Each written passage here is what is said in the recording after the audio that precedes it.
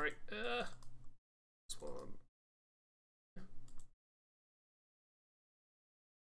Go shaking my tits for the press. I like to go see how the professionals do it. Why is it on the wrong screen? Some might say the chief of police has no business Can't see in an OBS. institution like this. This is awkward. But in fact, it's the quietest and safest place in town. Damn it, I don't want to skip it. You won't run Okay, into it's any showing on the stream. reporters. Nobody gets into any fights. Nobody drinks too much. Nobody even raises their voice. Okay, good, The good. place is owned by I an have elderly no clue what's gentleman happening right now. who knows how Literally to just keep put me straight in a things under cutscene. control. That's why I never invite my friends here.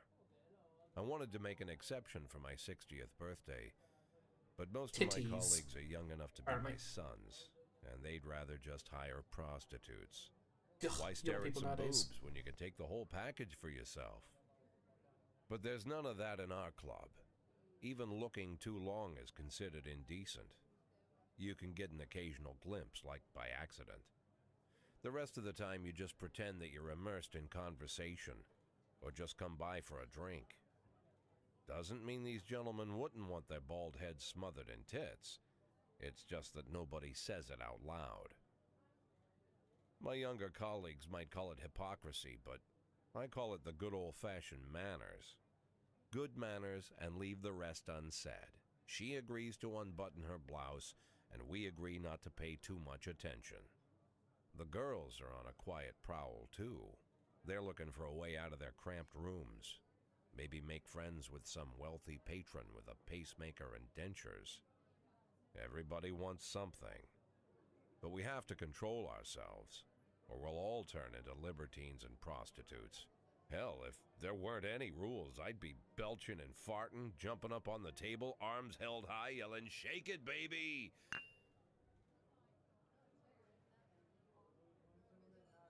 No idea how I got so barbaric. This is the police, apparently. Alright, let's see if I can get the options actually sorted here. Doop doop doop. Right, options, graphics. Apply. Okay, it's on the right window now at least. Screen windowed? Nope, just windowed or full screen. Okay, there we go.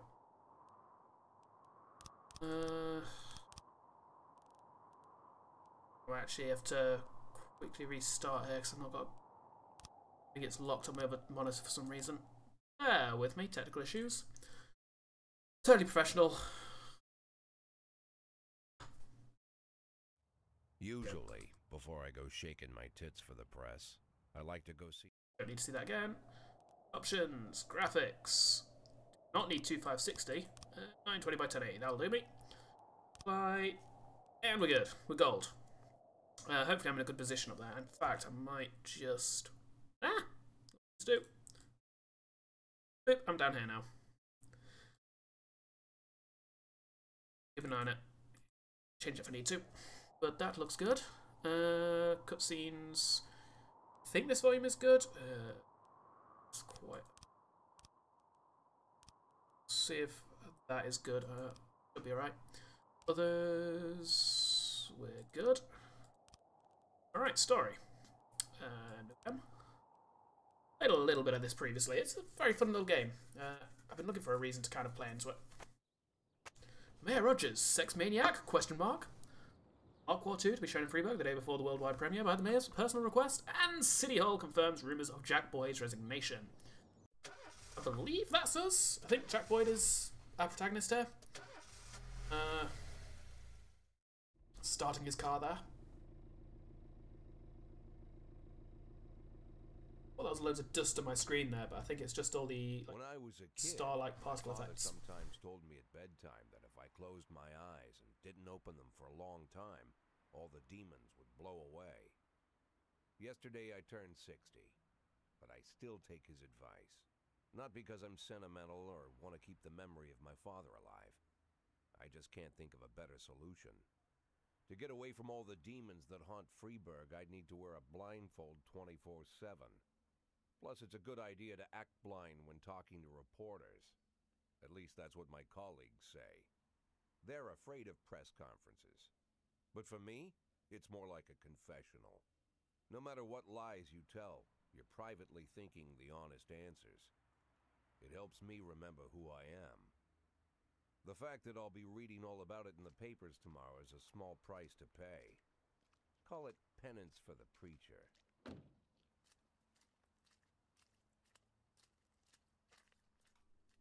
Somebody walking in the rain or masturbating? Can't tell. Very squishy masturbation. This is the first time I'm afraid of those answers my mind has given me. Not because I'm mad I'm losing my job. Though it's true, I'm mad as hell. Not because I subconsciously blame everyone else. Though I damn sure do blame them. And don't even ask me what my next move is. I can't imagine. But even that doesn't scare me. The worst thing is, I know I'm gonna have to do something. And I'll be damned if I know how far I'll go. I may have a lot of vices, but predictability isn't one of them. This is a pretty fun little simulate game, but it's very heavily story driven, like a lot of cutscenes and such, so if you're into that thing, you'll get plenty of it. I'll try not to talk over too much of it, he says, talking over it. My eyes tight as I can. The best solution remains the same. Play blind. I just hope the reporters think I was blinded by the camera flash.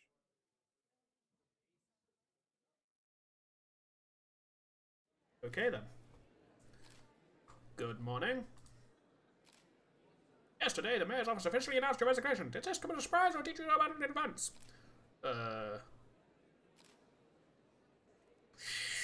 You know what? I've been expecting this bullshit from the mayor. Mayor Rogers is a dishonorable, corrupt politician, and he's been waiting for an opportunity to get rid of me. We're gonna play that kind of guy, apparently. You already know the name of your successor? Who cares? I've done my job and I'm just about finished with it. Soon my only interest will be cigars and jazz. I frankly don't care who takes my place. After the recent corruption scandal, your deputy Francis Kendrick said he was looking forward to resigning. If the mayor offered him your position, would that change his mind? Who cares? That's his business, not mine. Ask him yourself. Although Kendrick was acquitted, many still believe that the police are cooperating with the mafia. Do you have anything to say about this? No comment. Usually I prefer to answer all your questions, but in this situation I've got to say no comment. Do you think your personal relationship with the mayor could be the reason behind your retirement? How should I know? You'd better ask him. Thank you. Just like there's a very polite, singular reporter just like asking all those questions then. Thank you. Same as usual. How did the press conference go? You can read about it in the newspapers tomorrow. Don't let anyone in. Even Mr. Kendrick? Especially Mr. Kendrick.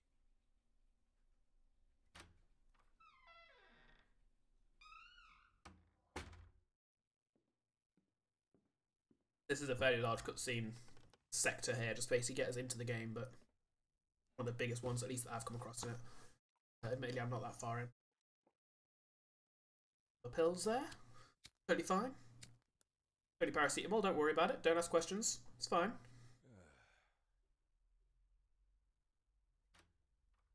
A bold patch on his back. As soon as I heard the door creak, I knew what face I'd see. When I tell Emma not to let anyone in, there's only one man it could be. Rude, arrogant, no warning. That's Mayor Rogers in a nutshell. White summer shoes, white socks, white shorts, white polo shirt, and the white smile of a hungry shark. But he has no features. Every room like he owns. Oh god, no eyes, no nose, no mouth. The floorboards under his feet sound like they're creaking an apology. He never shied away from the odd corruption scheme. It's like the devil walks behind him. In the movies, the villains controlling the city play golf with the judges.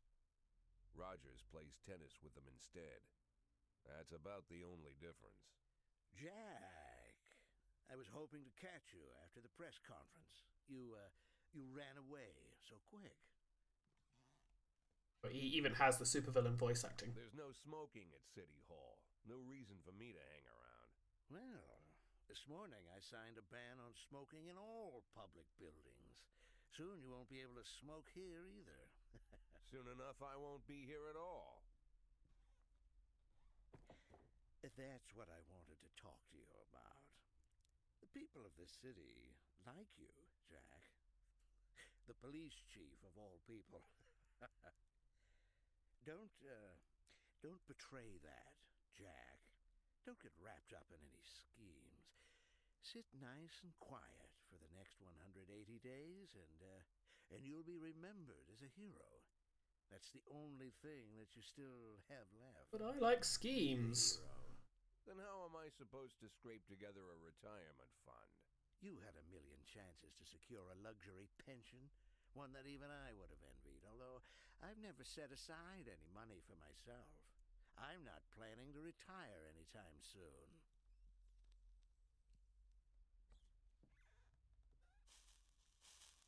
"180 days of quiet, Jack.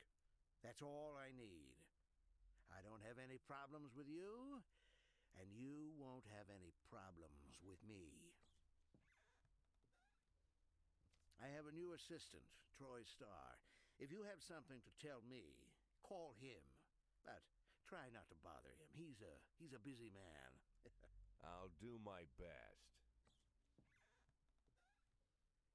"And quit smoking up the office.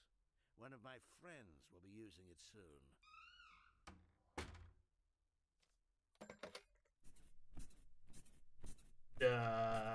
Random. I'm sorry, babe. Only the mayor has this. Fortunately, I think that's low quality enough drawing that Mr. it won't Mayor, get me yes, banned off Troy YouTube. Starr? Yes?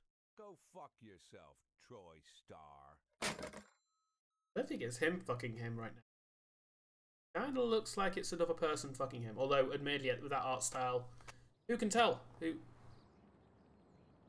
Freebat Tribune! Francis Kendrick on rumours he might be next FBD chief? No comment. Head of Golden Bird, head of culture department, owns villa in Italy. And the fact, Jack Boyd on police cooperation with Mafia? No comment.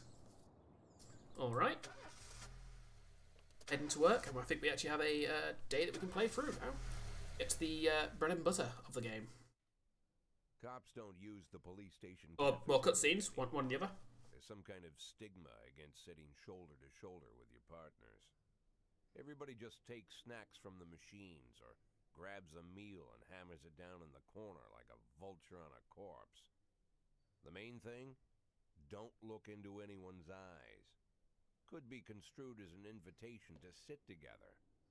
The only people eating here are ghosts. That is a spooky cafeteria. My deputy, Francis Kendrick. He recently became one of those ghosts. The subject of one of the most devastating corruption scandals in the history of Freeburg. No evidence to support the accusations, but everyone knows Kendrick's days are numbered. I need that file I asked for. Needs to be ready tonight. Francis didn't say anything, but I understood. Ghosts aren't supposed to talk. Besides, I got a feeling he was already finished.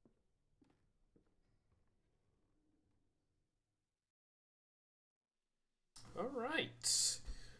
I'm a 60-year-old police chief a few months away from retirement. I don't need anyone telling me how to do my job. So I kind of know how to play this game. I've played a little bit into it previously. I at least know the basics. The way it works, we're basically the chief of police, so we're basically sending people out on jobs. You can see here the stars are their abilities. So, for example, Old Lady Price here only has 5-star. Not very good. Whereas Officer Kochi has a good 250, making her the best. She also has a rank. I forget how that works fully, but we'll get to that later, I guess. I think they make missions better if they go on. I don't know. Either way, we'll get to that later. The detectives here basically are used to complete murder mysteries, which we'll also help with. They basically gather evidence, and we have to figure it out based on the evidence they give. Whereas the other ones, the grey/blue ones, are just the foot soldiers, effectively. They go out and respond to calls, whilst the detectives are busy gathering evidence on various cases. So, we also have the SWAT here if we need them. Removes the cigar there. It's been there for a day. You could have removed it yesterday, at least. Alright. Hit and run, everyday mall. A married couple exited a convenience store and saw a van in the parking lot, back over a homeless man who'd been digging through a trash can. The driver jumped out to help, but once he saw it hit a bum, he got back in the van and quickly drove away. What a dick. I'd say that, kind of don't want to send Price out on anything, but you know what? I think we'll send Austin and Purdy. Send two at once. May not have needed to send two there, but this is a way of basically building up Austin's ability. They do gain experience, gain ability, by going on missions, which, calls, I guess, rather than missions. Fight! The Last Picture Show Theatre. A theatre manager reports that during a show of Citizen Kane, a drunk man attempted to force his way into the theatre carrying a snowboard decorated with the word Rosebud. When he was denied entry, he violently attacked the cashier and is currently fighting with the theatre's security guard. Well, Asano and Sabaki, you better get up there and sort things out. And now Yancey and Koshi should be able to manage jobs on their own, unless something really horrible turns up. In which case I might just send Price them, but kind of just thinking of I feel that rank, even if she is with somebody good, she's probably just going to mess things up. This shows us how close they are. If you can see the little border going up, you can also see them actually going to the areas on the map, which is kind of cool. Hit and run report. And offender has been caught. The officers are unharmed, and they both gain 10. Excelente. So I don't want to just not use these guys, because they do, like the ones towards the top, because, you know, it is worth building up the big guys. Oh, the offender escaped, the officers are unharmed, civilians are unharmed. God damn it, Sabaki and Asano. They lose 10 because they failed their call. Armed robbery. 3 teenagers, armed with a shotgun, robbed a videotape store and made off with a whole collection of adult movies. The criminals fled in a car, but the store manager wrote down the car's license plate. The owner is one Janet Brown, who lives in the suburbs. They have a shotgun, so I want to be extra careful on this one. I'm actually going to send Yancey and Koshi. Oh, if I get a call now and only have Price to sell, and oh, in fact, speaking of, fight! A brother and sister clashed with each other over their deceased father's will. According to one of their lawyers, we don't dare separate them, and our security guard is off duty tonight. We'll hold off just a second because, yep, Purdy and Austin are available. Go and sort it out, you two. You've managed your first call today, so you'll be able to manage this one. And Sabaki and Asano, the terribles of the station, are back. I mean, they just messed it up. I don't know how. Pretty easy job. Assault. A passerby saw some teenagers attack an elderly musician, then run away with his guitar and money. What dicks! You know what? There's room for 3, so Sabaki, Asano, and Price. Price, don't mess it up. Counting on you. You're the leader here. In fact, there we go. You get to go first. You're driving. And then just stay in the car and leave it to the others. Okay? You're at that Price? That's okay. Armed robbery suburb. The vehicle in question is parked right outside the Brown residence. The sounds of moaning and loud laughter can be heard through the living room window. So this is the one with the guys that had the shotgun. Could sneak into the house through an open window, turn on the siren and loudspeaker and shout that the house is surrounded. Knock on the door, open up police. Now, are we actually able to sneak into the house? That seems like a way to get shot quite easy. Turn on the siren and loudspeaker and shout that the house is surrounded. They'll just run out the back. Without actually surrounding them, that's kind of pointless. And knock on the door, open up police, they'll just run out the back. Let's sneak in. There it works. Yeah, offender caught, officers unharmed. And that's it. That ain't bad, though. I'll take it. Koshi up to 260 now. Not bad at all. I probably should have sent a SWAT with them on that. Offender caught, officers unharmed. Excellent, Purdy and Austin. A lot of XP going to a few of these. Hopefully, Asano, Sabaki, and Price can pick up the slack on their current job. Come on, guys. Girls, can you do it? Assault report. God damn it, you're literally the worst. Like, I'm honestly surprised that officers were unharmed there. Like, he just seems... What were you doing? Leave Price in the car, so she can't do anything shit. And then the other two, like, you're 180. You're not terrible. I think I have to send you on missions with other people, aren't I? That looks like it's the end of the day. Not bad at all. The only missions we failed were the ones with Asano and Sabaki and Price, which... So the way another thing about this, every day alternates the shifts that you have on. So, for example, today we had shift B, tomorrow we'll have shift A. Stovall has 400. However, looking at his age, there are random events, and I'm pretty sure he's about to retire, if I remember rightly. I think that's actually a said event. Birch and Birch Jr., literally the father and son combo, probably shouldn't be kept together. Roy, he's probably Price's, was it Price? Yeah, Price's partner. He's also pretty talented and pretty old. Grant, we've not got the greatest shift pattern on it. Yeah, we could probably do with a transfer. But we'll see how it goes for now. End the day. Alright, let's see what story we got. Used to be, when I asked Kendrick to stay late at the office, he liked to grumble and crack wise. Nowadays, he doesn't have the strength for it. Slumped shoulders, blank stare, wrinkled skin. The past few weeks, I don't hardly recognize my old friend. In his younger years, he reminded me of a gallant royal officer in an old Kipling story. Kendrick isn't just crumbling under the weight of the public pressure, but from the shame of it all. Internal Affairs raided the library he inherited from his grandfather, hoping they'd find buckets of cash stashed in the pages. Heard about the look on his face, the fearless policeman standing helpless in horror. I've known Francis for 30 years. The past 20 years he's played loose with the law. And I know that at a certain point, every stolen dollar brings more misery than anything else. Probably sounds crazy, but I sympathize with the guy. What can I do? Your friends are your friends, and these are the waters we swim in.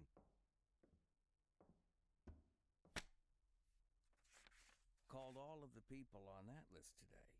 Now they know you're in business, so you could get a call from any of them. You don't need to worry about any of them. I've cleared them all. And what kind of business are we talking here? It's nothing too serious, just like you asked. Should be just a few small favors. Payments will vary depending on the situation and who you're dealing with. How much are you looking to earn? $500,000. $500,000? Why not a whole million? Because everybody wants to take $1 million. Figured I'd try something different. $500,000 in 180 days? Well, you could earn it all above board if you netted all the big fish and hit all your bonuses. Never knew you for a fisherman. Well, you never got into my business, and I'm not trying to get into yours. But be careful about bringing in any other cops. Sooner or later, they'll put the finger on you. And one more thing, Jack. I remember what you said, but I should probably add one more name to that list. Christopher Sand. Sand. Christopher G. Sand. Everyone knows the name, but few could tell you who he is. The old man stays away from the spotlight. Always wears old-fashioned jeans and knitted sweaters. Gives to charity. Rarely attends social events. An avid hunter, I hear. Even dabbles in poetry. You'd never guess he's the head of the oldest and most powerful gang in the city. Goes back as far as his great-grandfather. And Sand is strict about following the old rules. He rarely involves himself in commonplace murders and robberies. Hardly needs to intimidate anyone to get his point across. The people who work for him each have their sphere. They provide protection where needed, even work with the authorities when they want to make a deal. Meanwhile, Sand pulls the strings without getting his hands dirty. People sometimes mistake his quiet approach. A couple years ago, an arms dealer decided to expand its business without asking permission, and his whole family paid the price. In 4 weeks, Sand killed 31 people. Old men, women, even a few teenagers. And Sand's people made sure every paper reported it. Frank, I don't want to hear you. Bit of a psychopath, then. Jack, please, listen to me. I'm in with these guys. We agreed, Frank. That's not the kind of business I'm into. I don't go there. Never have, never will.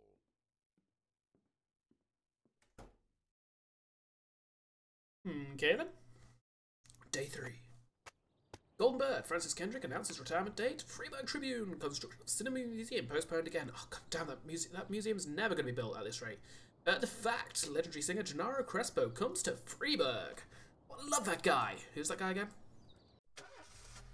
Also, I feel like there was something we were missing in the first one.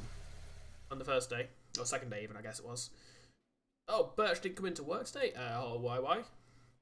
A kid's been causing trouble again and they've called me into his school. Can you give me some time to deal with this? Yeah, sure. We've not got any, saying that. Got 2 detectives on this. Yeah, sure. Is it detective? So I'm kind of like, oh, goddamn. Got stripes. I don't think I want to waste any stripes on this set. Like, they're looking pretty shit, in all honesty. Now let's just get started. We get to choose some music. This is what I was thinking we're missing. Let's start from the beginning. Let's try this one. Hopefully this is all copyright free. Sweet Ginger Green by Pierce Pickering Ragtime 5. If not, it's not the end of the world. Oh, that's it.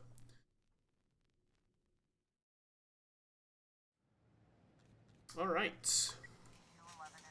See. Vandalism. We received a frightened call from the local cathedral this morning about the abbot. The abbot discovered that someone entered the old cemetery during the night. The old yard's tombstones are painted with satanic symbols and someone have been broken into pieces. It seems there are even marks from a shovel, but the abbot wouldn't say more. Stable, you go and train Grant. Take over you.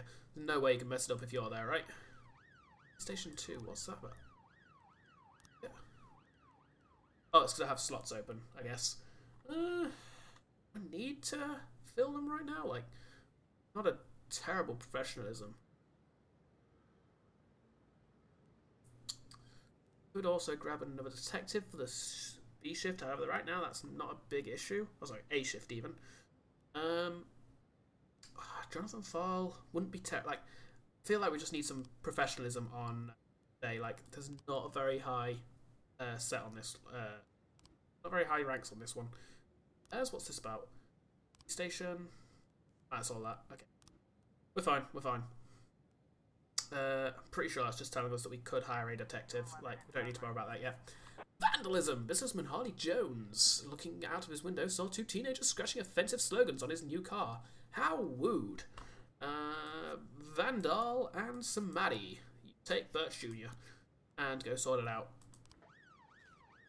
Not gonna lie, I'm kind of hoping Birch Jr. gets somehow shot by these vandalists, and then we can hire somebody else. You can actually fire people, however, if you fire them without reason, it comes back and bites you in the ass. Like, you know, legitimately it would do. Like, it's kind of cool in that regard. Like, you have to, everything you have to do with a reason.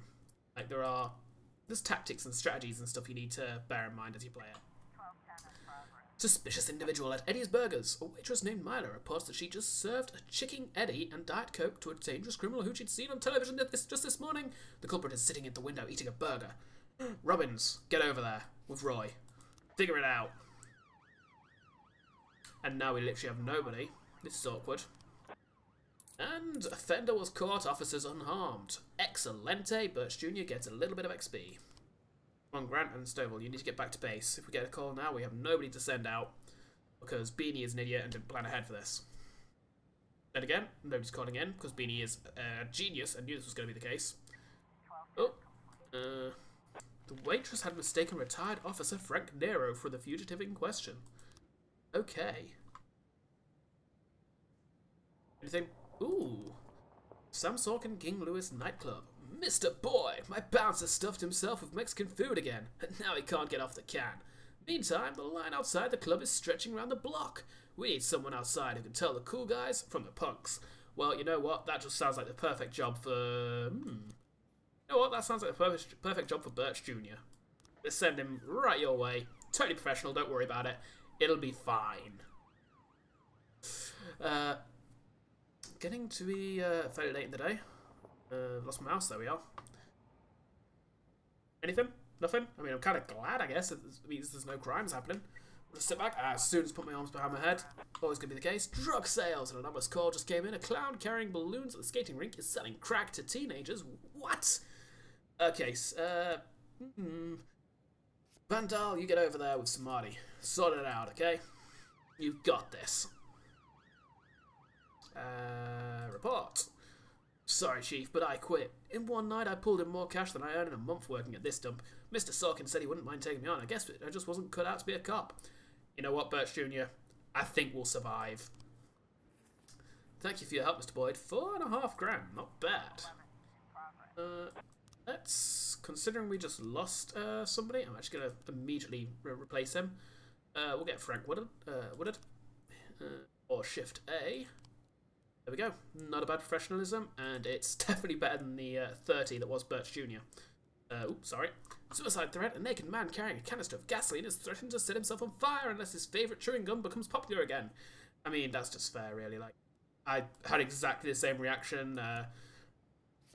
The only chewing gum flavour brand I know is Hubba Bubba, and I'm pretty sure... Well, I'm saying that's bubblegum, not even chewing gum. Never mind. Extra, that's the chewing gum brand, right? But that was never taken off. So, you know, can't relate to this guy. He's just a psychopath, obviously. Robbins and Grandall sorted out. And it looks like that's it. As police arrive, a clown is seen making balloon animals for the kids. Cover up in a raincoat and pretend to be an enlisted customer. Carefully watch the clown from the stands, or take the clown onto the ice and round up any witnesses. Let's watch him from the stands. Like, there's no need to... Oh, offender was caught, officers unharmed.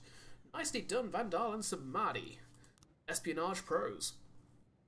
Still waiting on these two, Robbins and Grant.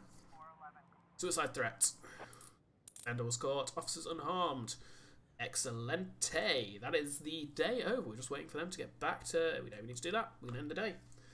Brilliant. End the day. Alright, not bad. Not failed to... Wait a minute, I don't think we failed any that day, actually. Freeburg Tribune. Feminist organisation denied official registration. Golden Bird. Robespierre to reveal his identity when the time is right. The fact. Enemies using feminists to destroy Freeburg? What? I get to work.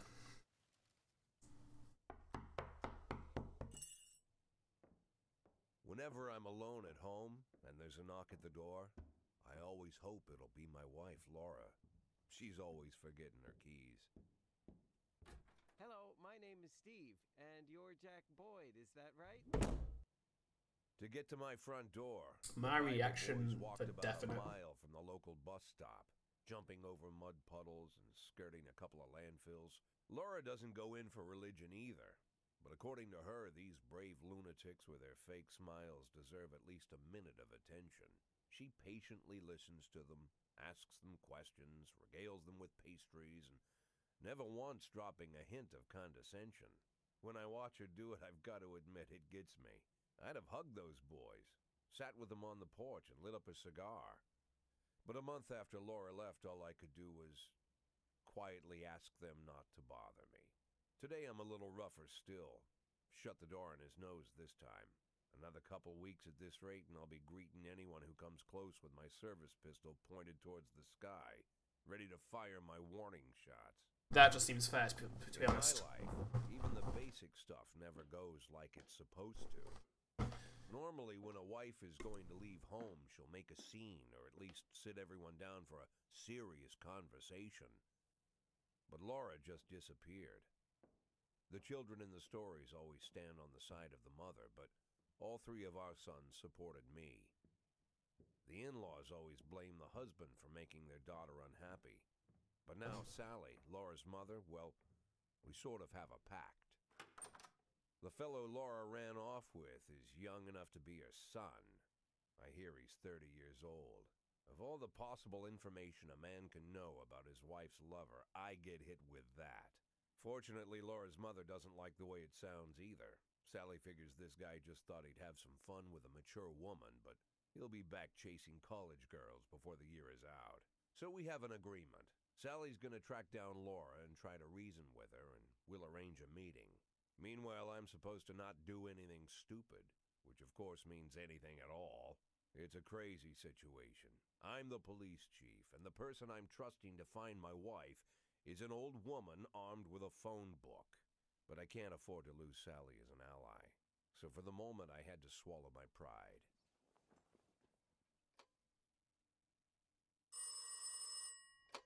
Hello. Bing, bing. Mrs. Markham, this is Boyd. Oh, is there any news? That's what I wanted to ask you. Have you found anything? An address, phone number? Have you spoken to her? Don't worry, Jack. I've narrowed the range to 2 suspects, or whatever you like to say at your police building. At my police building, we find people faster than a funny old woman chirping on the phone with my wife's girlfriends. Oh, you're an old man, Jack. Come to your senses. They'd give us straight odds on the street. But I've got more energy, Jack. Maybe you think I'm a foolish old woman, but I go to my book club, argue with the girls about Byron, and it gives me energy. I talk to my dogs, and it gives me energy. And Gives me energy. You don't even have a hobby. You got no passion. It's why Laura left you. Let's Ooh, not go straight to the back heart. into that, Sally. Find my wife, and we can discuss my hobbies later. I'm waiting for your call, and my patience is running thin. Laura, if you've stopped loving me, I'll let you go. I can't expect the impossible from you. Just don't let me die out here, okay? I guess that's going to turn into something like she's actually been kidnapped or something. Like, I don't know. Seems a little fishy. Let's see. You know what? I don't want to just giving out these ranks like willy. I'm not sure what they do fully. You know what, Purdy? You get a rank. That way, coach. We have 2 people ranked this shift. Hopefully, we'll have. I'll be able to upgrade somebody. Shift A. Got a slightly more professional person starting. In fact, I've got 2 slightly more professional people starting, so we'll go with them. And we'll get Bud meets Bob. Bud Freeman.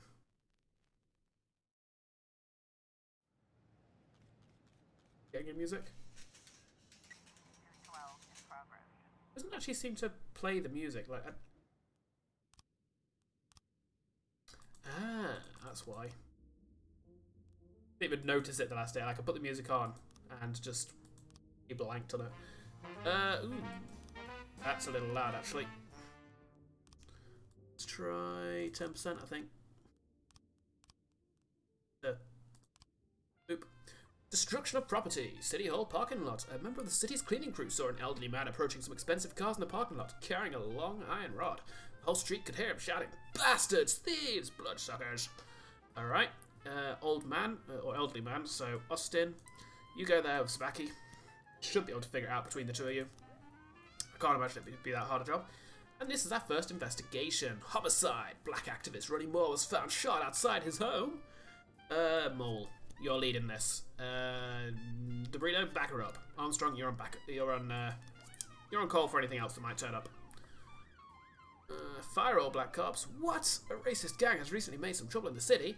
They're capturing black townspeople and beating them to death. They recently sent a message to a local radio station promising to kill all the black doctors, firemen, and police. We don't need any more dead police, especially not mere months before the election. The racists are gaining more and more followers, and even some of our citizens support them. You'll have to fire all your black employees over the next 2 days due to mounting racial tensions. Now, I actually don't know what the downside of this is. Let's have a look at who we've got here. We've got Stovall, who is days away from retirement anyhow, I'm pretty sure. Robbins and Woodard. Moser. Shift B. Austin and Armstrong. That's too many people. That's 6 people. No way we can do that. Like, that's just not happening. Now, I wonder what the... Ooh, what's the downside of that? You know what? Screw it. Not happening. You know... Well, not just that, I need them. I refuse to bow down to the racist bastards. Gas station surveillance camera recorded a car that's on the stolen vehicles list. Oh? Purdy, get after it. Take Asana with you. Train her up a little. I say take Price, but I'm pretty sure she'd break a hip or something. I'm not elderlyist, I'm just 5-star professionalismist. I don't think you can add is to anything and have it count. Offender escaped. Austin and Sabaki, what are you doing? What are you doing? Sabaki, you sure this is your calling? Like, I'm not sure you... Alright.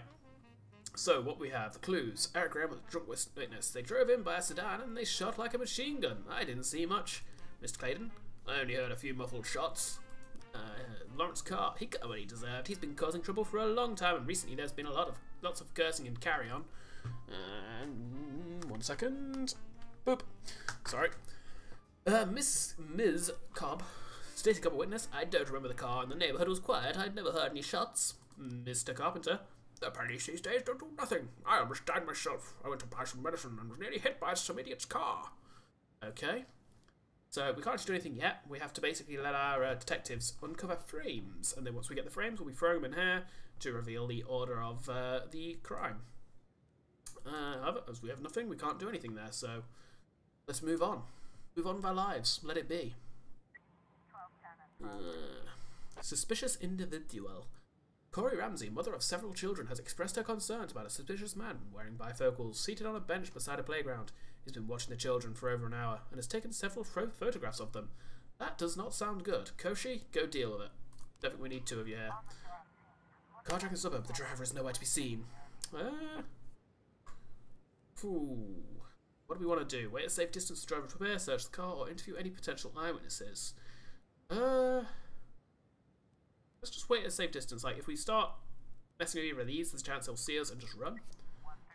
There we go. Offender was caught. Officers unharmed. Civilians unharmed. Excellent. Hopefully it'll tell us once we start getting frames. Like, I'm pretty sure it does. So we've not got any yet, but figuring things out. And everybody is almost back. Suspicious individual. Offender was caught. Officer unharmed. Okay. Looks like he was a paedophile after all.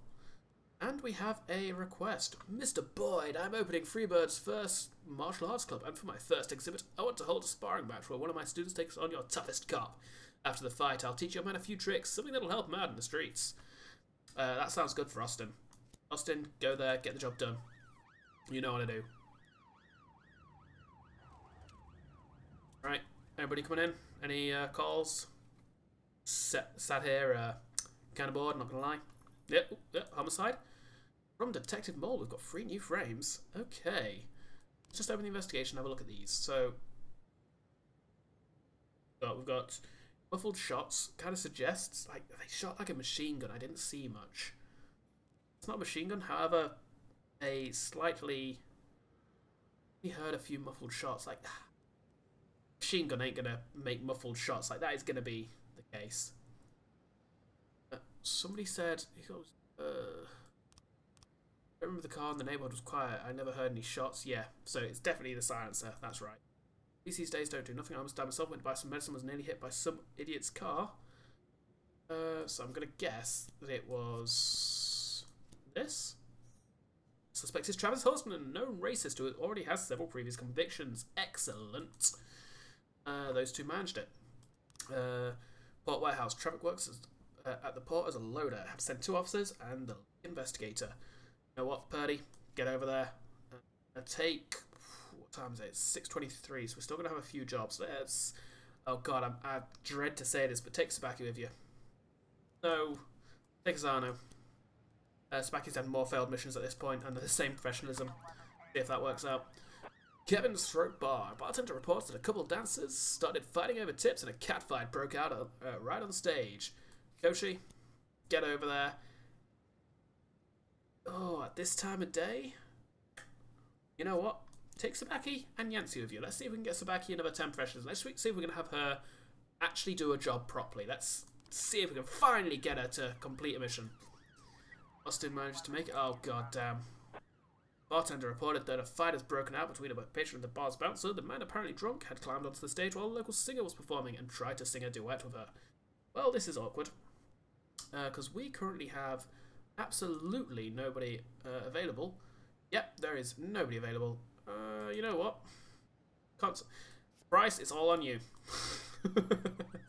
Well, this is going to go well. Report from news. Chief, I just about nailed the Jap a couple of times, but he was too fast for me and won on points. I don't really understand all their rules, so I can't keep track of points very well, but he was alright. Even showed me a few tricks after the match. I got carried away a little and pulled my back. Think I can take a day off? Yeah, sure, Austin. For that, she went from 100 to 210. I'm okay with that. I'll take it. On the stage, there are 2 strippers going at it, and it's gone beyond arguing to a full-on catfight. The bouncer is fast asleep, clearly too wasted to handle the situation. The drunken patrons are happily watching the fight. Turn off the music and turn off the lights. The strippers continue fighting, oblivious of the police presence. Ask the bartender for a bucket of cold water and throw it. Step onto the stage and try to separate. Watch the strippers go at it and don't interfere. Let's throw some cold water on them. Offenders were caught, officers unharmed. Brilliant. Job well done. Sabaki's first successful mission. She may have had more before we started being the chief, but I like to think that she's literally just started. Makes me feel better. Defender Core, Excelente. Asano got 20 out of that. Nice one. As did Purdy. Nicely done, guys. You were able to arrest all suspects. Excellent. Job well done. Job well done. Now, how's Price going to do at this? I dread to read this. And yeah, the offender escaped. The officer was unarmed though. Unfortunately, fortunately, Price survived and we don't have to hire another officer to replace her. Oh well. And we can end the day. End the day there. That wasn't too bad. That was a pretty good day. We had that offender get away at the end, but that's all on Price, not all on my bad planning. End the day. Alright, the fact. Mayor Rogers City has no problems with racists. Officer Blaine explains I thought she was a suicide bomber. Retired police officer Thomas Blaine shoots pregnant woman. What? You know what? Who did it? Was Why would a man need Burke, a bar who didn't turn up for all last the stuff you can't bring home? fifth day, wasn't it? About 30 Probably years fire ago, him for that. When I was young and interested in farming, I carried all kinds of junk home. After a day in the field, I'd come home with buckets, shovels, dirty boots and clothes, and instantly transform the living room. But even back then, there's something I always kept in the barn.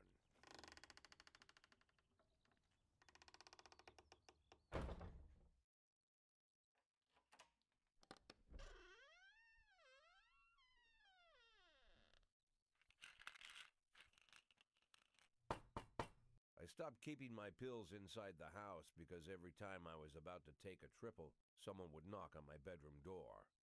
Now they're knocking on my barn door. Well, fine. It's not every day that someone comes to visit your barn. In all the years we worked together, Kendrick never came to visit the house. We drank at bars, went fishing, went to the mountains, even chased off some poachers one time. But he never came for dinner with the family. We never watched football over here. And now he's brought his friends to visit my barn.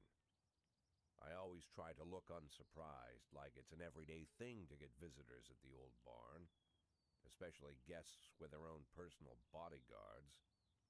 But Kendrick is sharp enough to see he's caught me with my pants on backwards. Sorry for the surprise, Jack. We saw you from the car. Figured we'd find you in here. I'm going in for a minute, fellas. These guys will wait outside.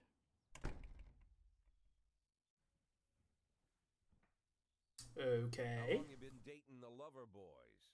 They're Sans people, Jack. Yeah. So now you're appearing in public with members of the Mafia? Jack, I'm leaving tonight. More like fleeing. Jenny and I are taking the girls and making a run for it. Probably won't be seeing each other again. I've got new documents, a new name, a new life, everything new. The papers say you're still working your last week for the department. I've got to get out today. I won't be getting another chance. Don't know if you noticed, but the whole city is against me. You told Yeah, me you're just seeing Mafia things. friends Totally about fine. plans. Jackie, if I don't fix everything with them in the next few hours, they're going to kill me. And not just me. My family, my relatives, God, Jack, I don't know who else. They found out that I was planning to run and they demanded that we close our contract today.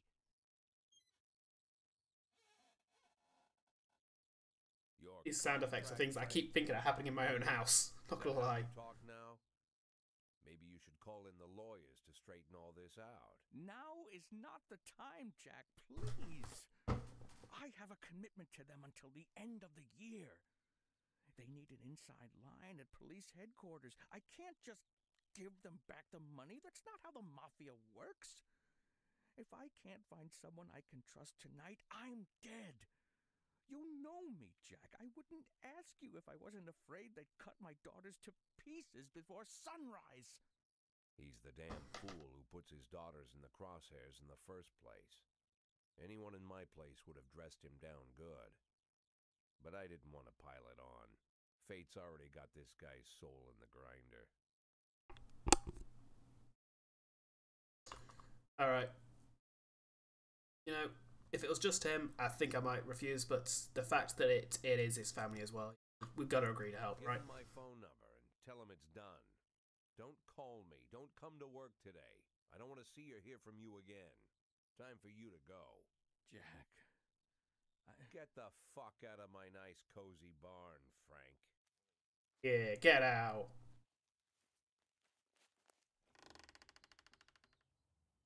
At the time, I was trying not to think about what just happened. It was almost too much to take in.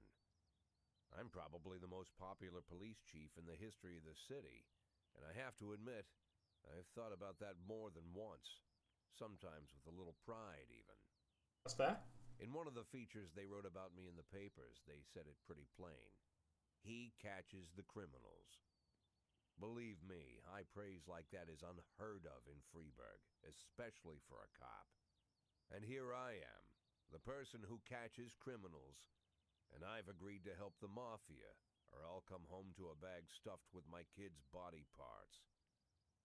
Right before the last hammer falls.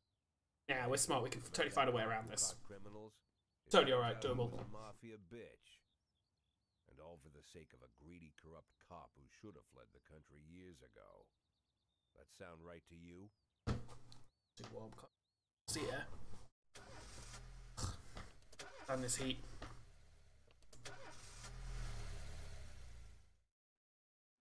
Alright, Shift A. Farl didn't come into work today. He is my new guy.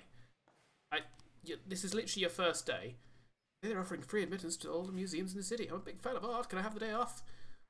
I don't think you'll be missed, in all honesty. Sure. A house burned down last night. What? My elderly father was inside. We need to somehow make sense of this and then start planning the funeral. Can I take off work today? I'm sorry. What? That's 3 people off already. Like, I can't... Oh, but... I just let Roy take a day off for going to the funeral. Yes! God. Oh god, that's a lot of missing people.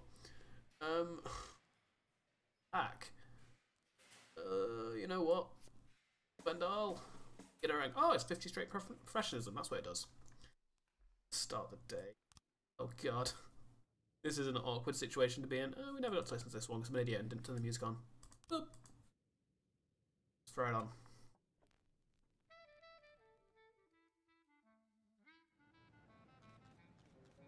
Very jazzy. Farrell Black Cops. Nope. Salary City Hall. Here's your week's salary.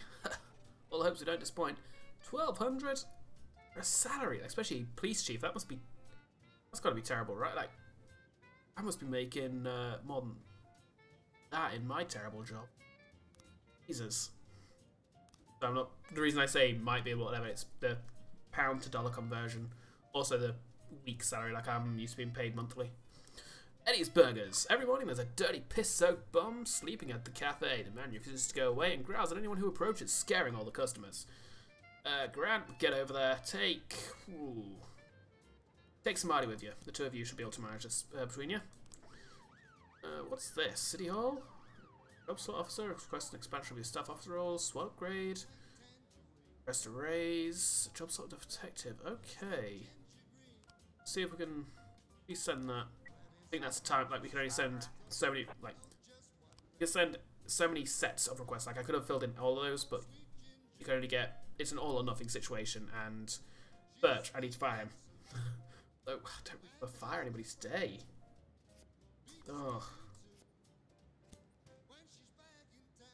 Do that for now. Sorry, robbery. A witness looked on from her window while an armed man with a stocking on his head entered the nearby liquor store. What? Stockings, the worst of clothing. Hasn't he heard about masks or balaclavas? A hot dog vendor reports that he saw 2 Elvis impersonators grappling right down the sidewalk. They're swearing in Spanish and beating each other with microphone stands. That we have to see. Robbins, take pictures. Also, go get the offenders, I guess. Disorderly conduct. Offender escaped. God damn it, Grand and Smarty. You were at least unharmed, although, not gonna lie, you could have at least taken a beating. That way, the escaped kind of makes a little more sense. You know, at least make it look like a good failure. The shop has 2 exits from which a few people have already fled. Enter the store through the main entrance, sneak up at the back door, or drive a patrol car right through the front window. What? Ooh. Sneak up to the back door. Stick-up man noticed the police presence and took cashier hostage.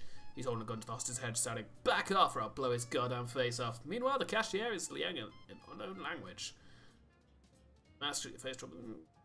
Oh god. That is just gonna, like, if he's watching us as it happens, it's just gonna get there. Guy shot. You and the master at your face and drop the weapon. Quite Abdul, you're just making. Like, at this point, to save this guy's life, I think we might have to just basically tell him to shut up. Like, admittedly, a bit of racism there, but like, assuming that the cops don't know that that's his name, I'm assuming that's just them being stereotyping. Robert is visibly nervous. "Don't shoot, please. I just need the money. I'll just take a little bit and go." No one was hurt. The cashier begins to cry. There's two ways out of this shop: in cuffs or in a body bag. Offender escaped. Officers on. How? How? Like, I'm blaming you, Birch. I'm blaming you. You're literally terrible at your job. Ernest Fitzgerald, Countryside. Jack, this year as the organisers of the Golden Beast Hunt suddenly changed the rules of the annual shooting contest. It now features teams instead of single competitors. Can you send me two of your finest marksmen? I'd really love you to do well in the competition. I don't think we have the people to spare today. Like, I don't even, like, let's give it just until it gets a bit closer to the end. Oh, what? It's a hot one today, and a lot of people are going for a swim. Last week, 4 people drowned on the beach of Freiburg, and the press was in an uproar. Please send someone to keep an eye on things. Grant, get over there. You're not exactly doing well in the whole police business. Robbery! An antique Chinese necklace was stolen from Bao Liang while she was on her way to the pawn shop. Beasley, get on it. Moser, you back him up. We should probably hire another investigator. Affairs? B-station, there we go. Labour market. Oh god, none of them are particularly great. Cecilia Solis, let's go with you. You're the highest professionalism, which isn't exactly saying much. City Hall, that's fine. 1 second, folks.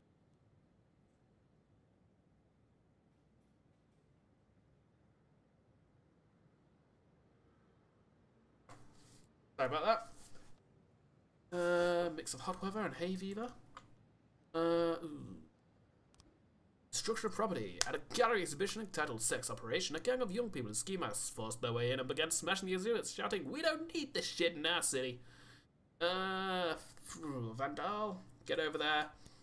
With Samadhi. I can't take SWAT though, okay. Samadhi. You two get over there, sort it out. I don't think we're going to be able to send anybody on this, unfortunately. Like, it was one or the other with the swim thing or that, and I'm not even sure even if we hadn't done it. Robbins! You could have done it. Why, Robbins? You couldn't take out 2 Elvises by yourself? God damn. Literally the worst, Robbins. You're literally the worst. You know what? I think we can manage this. Robbins, get over there. Take Birch with you. Go do it. Structure of property. Offender. Oh, this is literally the worst day ever. Guys, what are you doing? What are you doing? And why are you doing it so badly? Okay, Mrs. Liang. Me and my husband got into a difficult financial situation, and I was going to pawn an antique necklace which has been in my family for many centuries. As I was carrying the necklace to the pawn shop, someone ripped the bag from my shoulder and disappeared. I didn't have time to do anything, not even cry out. Mr. Fishman.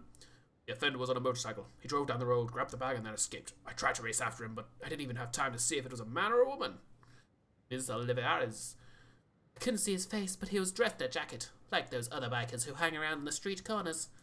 Ms. Phillips. It was definitely not a local biker. They are bald and have beards, but this guy looked Asian. Probably Japanese or Chinese. I apologize for that voice. Mrs. Patterson. I didn't see a weapon in his hands. I just saw him grab her bag and ride off. Okay. So we're just waiting for the frames on that one. Alright, nothing to do. That's totally fine. We've got this. Unless everything comes in at once, right at the end here. Robbery. Okay, we have some frames. That actually looks already like it's enough. Like, look. So, rides up. So, boop, boop, boop. Surely that's... Yeah, that does it.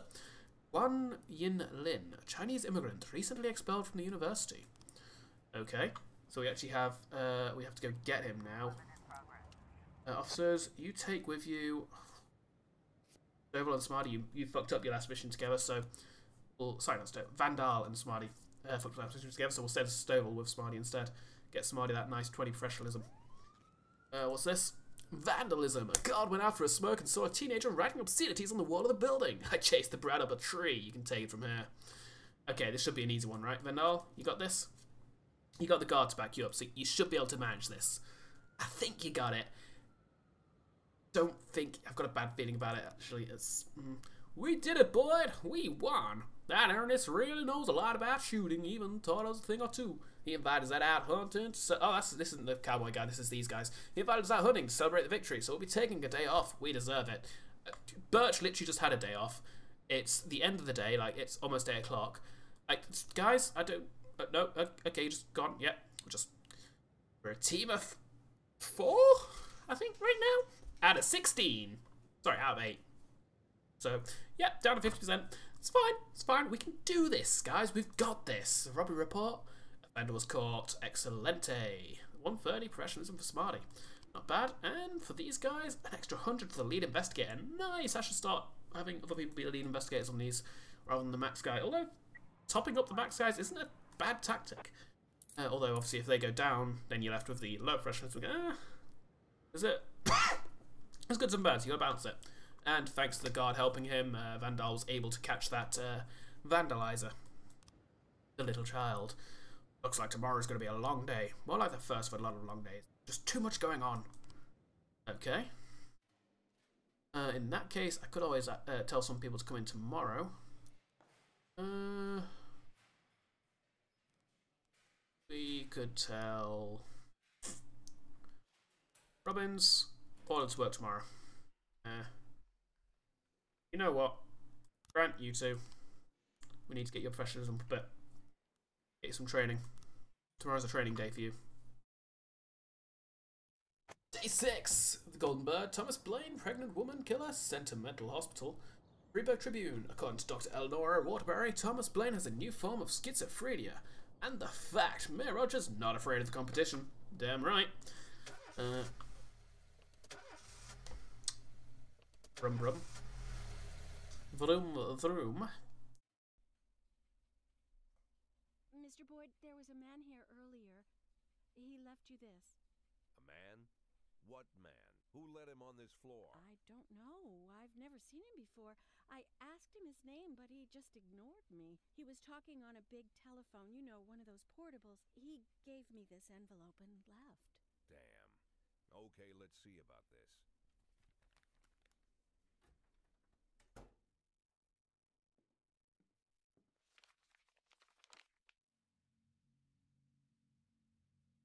Of course, they could have shot them the second they took the photo, but I knew Kendrick and his family were all right. Either way, the message was not that they got out. It meant that I was in. My servitude to the Mafia had begun. I'd only been in my new position 5 seconds, and I already knew why Kendrick called it a contract. You sound doomed if you call it what it is. A curse. That's fine, we just need to find a cleric. They can get rid of curses. Probably have to be a high level one though. D&D joke. Who am I speaking with? Oh, I'm sorry. I forget some people don't recognize my voice. Oh, I'm so posh. If I was sitting right No, in no, front no, of no. you, you'd have no trouble recognizing me. Like I was a member of your family. Even better than a wife, perhaps. A wife can betray you. No man is immune. I don't talk to people who don't tell me their names. Oh, Jack, don't be so childish. You're too old to run away from strangers. Yes, we both are. And in our old age, friendship becomes rare and all the more precious. But of course, we must work with new people and find out new names. So if you insist, Jack, let us formally meet. Hello, Jack Boyd. I'm Christopher Sand. Wonderful, Mr. Sand. And what is it you do for a living? Oh, you'll soon find out all about that. Well, You'll learn much more than a simple policeman could ever expect. Hey, policeman chief. Policeman no longer Police Jack. chief. Don't turn off your phone. You start today. A what? Slam it down.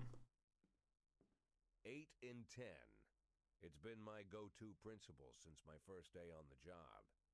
I've got to let my colleagues hush up what they need to, 2 out of 10 times, so that they'll help me with the remaining 8. 80 out of 100, 800 out of 1,000. I'm proud of those statistics.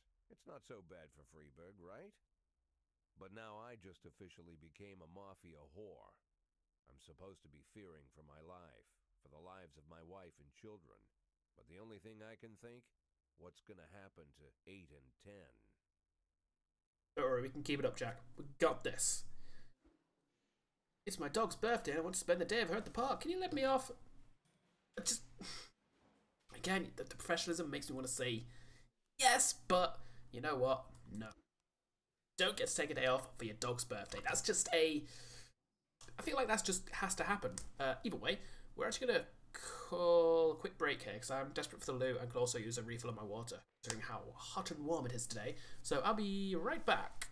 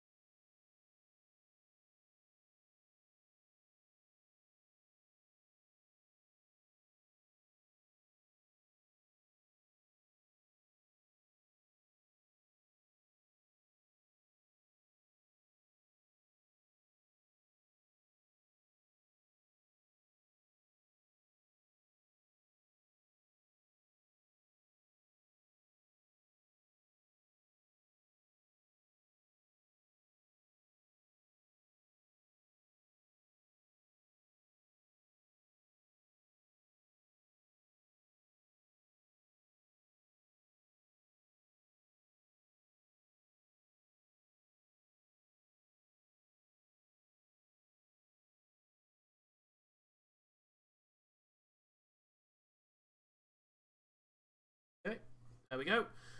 Get the game back up. Bet the game, but there. Get the game back up. That's what I was about to say. All right, we have a fairly decent shift pattern. Shift B, like really the A shift that lets us down. Of course, one of them is Robbins, who It has been forced onto this shift. Alright, start the day. Let's do it. Let's go for number 3. Boop. Boop. Singing On by John Sangster. Oh.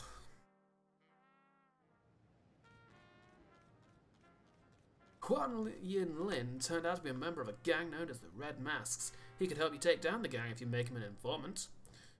Yeah, I think seems like a good plan. Alright, so he can lead us to Ning He or Jin Yang. However, we can only investigate Ning He so far, so let's investigate.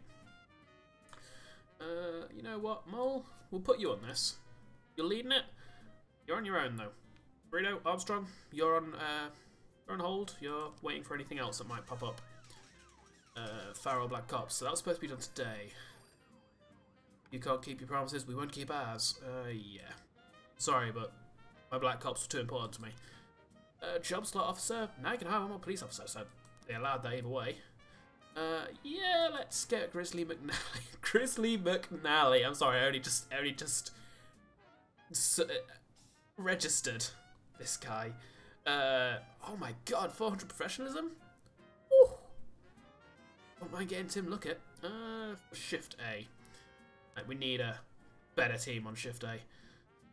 Oh my god, I wish I had some open detective slots. Oh, it's nice. Fire all Black Cops. Yeah, that's been done. Oh wait, that been done? That's supposed to be today. Either way, off on that then. City Hall, can we have to wait 5 days before sending requests to City Hall? Okay, so another 4 days and we can request a job slot for detectives. Possibly a salary increase as well, we'll see. Bao Liang gave several interviews in which she spoke about atrocities committed by the Red Masks gang. She's embellished a lot and distorted the facts. If you want to keep people from panicking, you'll need to take down the gang within the next 4 days. What? Okay, maybe we should actually put somebody else on the investigation. To give, let's see. Not check what? What? Can I not? Okay, apparently I can't. Can't add. Okay, good to know. Good to know. All right. Well, we'll just have to put it all on him and hope he pulls through. Cannot remember their name. I think it's a girl, or a lass. A young employee at the factory got into a fight with the manager and is trying to push him into a vat of boiling chocolate. What? Purdy, get over there. Save the chocolate. I mean, the manager. Yes, the manager. Robbins. Yeah, you know what? Grant, go with her. Make sure the manager's okay. Purdy, you're on the chocolate. Make sure the chocolate isn't spoiled. Chocolate is extremely important to me. Investigation has started. Ning He is the faithful assistant. Ning He is the faithful assistant Jin Yang, founding member of the gang. He's entrusted with the most serious jobs. Okay, that doesn't seem proper English, but maybe I'm just an idiot. Ning He keeps his more valuable prizes at home while he arranges their sale. He then brings them to the Wise Dragon restaurant on the day before he's planning to make the deal. The gang must have had an immediate buy for the necklace, so Ning He brought it to the restaurant the same night it was stolen. Usually the restaurant is open around the clock, but it was closed that night before because of an important deal going down. Ning He is the key to the restaurant. Bibles are kept in a safe under the bar. Okay. We've not got any frames, but when we do, we'll figure it out. You can't always get them right from the first 3 frames. I've been fairly lucky at the first investigation, I guess, because they're kind of scripts to be like all these stuff like this. 180 days is completely scripted. It's not randomly generated. So there is, in a way, it's not much replayability, unfortunately, but it is still a very fun game. Like I very much recommend it. I'm having a lot of fun with it, and the story is very interesting as well. Carjacking! Parking lot attendant Dylan Burns reports seeing a teenager walking between cars, trying handles in hopes of finding an unlocked vehicle. Before the attendant could approach him, the teenager found an unlocked door and shut himself inside. A few seconds later, the teen drove shrieking from the parking lot, greatly exceeding the speed limit. What? He was speeding? He fled towards the suburbs. Alright, Koshi, get on it. Take Asana with you. You know what? Take Sabaki as well. I don't trust Asana on alone. She doesn't work well in a pair of Sabaki. Doesn't work out before, but Kochi, it's all on you, basically is what I'm saying. Attempted murder report, and offender was caught, officers unharmed, civilians unharmed, it would seem. It tells us if he got, which means the chocolate, the most important thing, the chocolate is safe. Don't worry, guys. We made it. We saved it. It's good. Why I'm part of the force. All for the chocolate. Anyway. What we got? Anything good? Nothing good? No, nothing at all? Hello? Yep, I mean, I should probably be okay at this. Just, take a nice relax. Shuffling my seat. Officers have determined the car thief's location. Overtake him, catch up with the stolen vehicle, open fire, overtake the offender and block the road. Overtake the criminal and attempt to take him into custody. I can only imagine they're doing that from the cars, which just seems...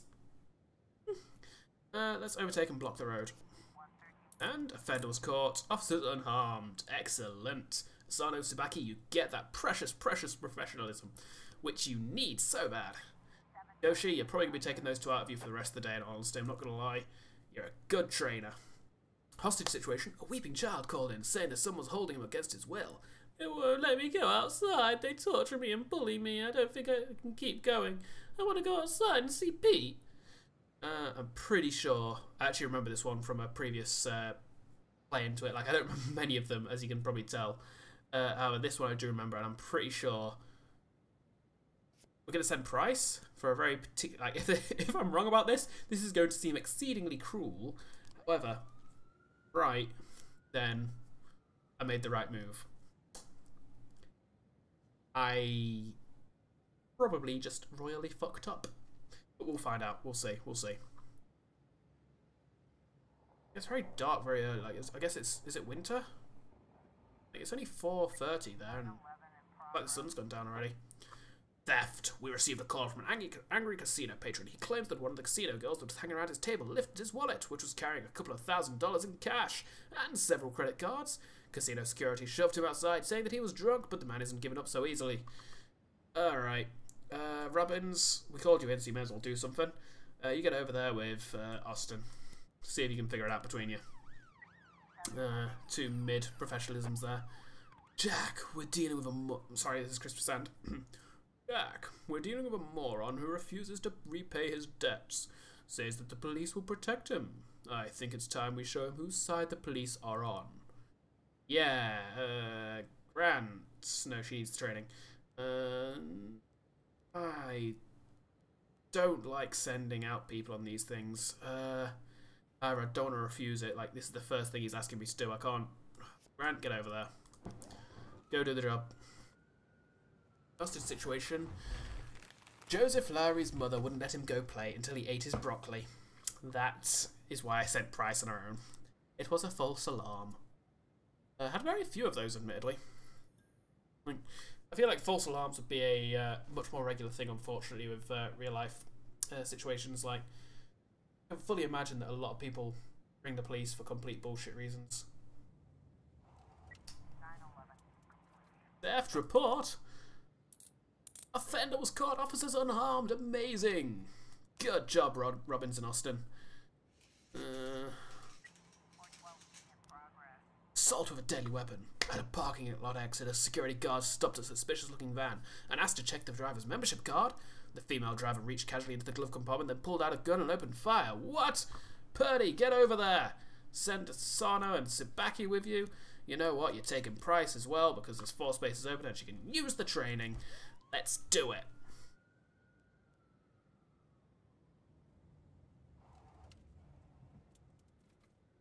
Little siren's heading out. Me more, me more. Hey, hey, hey. Might be going just a little bit insane here. But is an insane man as the police chief. That can only be good. Assault with a deadly weapon. Police cruisers caught up with the perpetrator's van.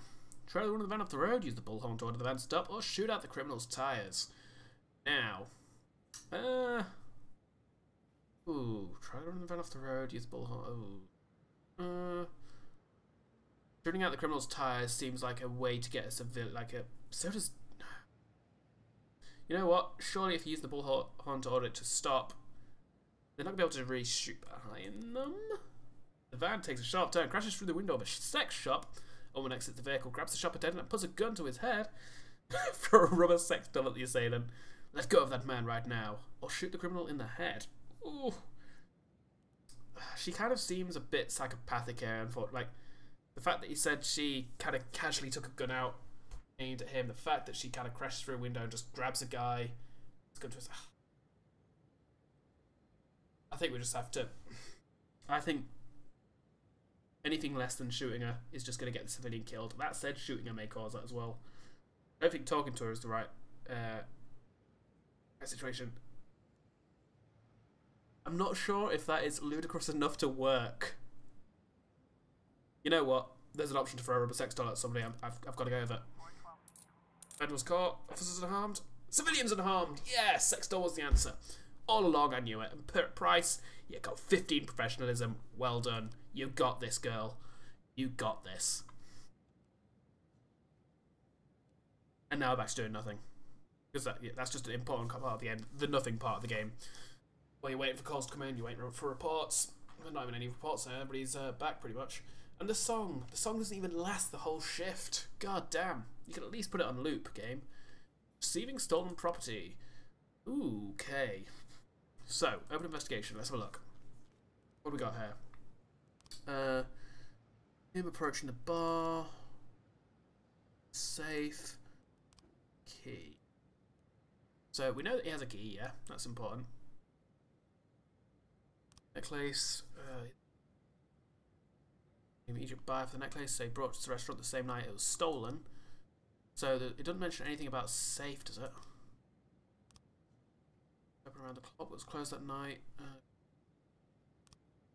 Keys to the restaurant. Kept in a safe under the bar. So boop. Boop. Boop. Hey! I'm a genius.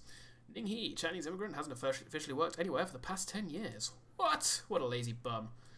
Gah, get a job or at least become a part of a criminal syndicate. Oh wait, hang on a second. A year ago, Ning became owner of the house. The home is listed as a gift on his tax return.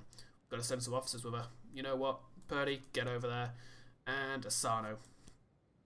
You're low enough that you need some training, but you're just high enough that you might be able to do something here.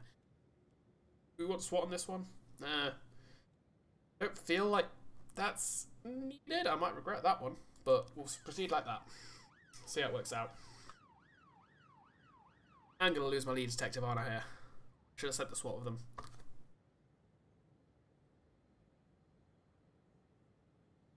Can't hold this pose much longer, I'm afraid.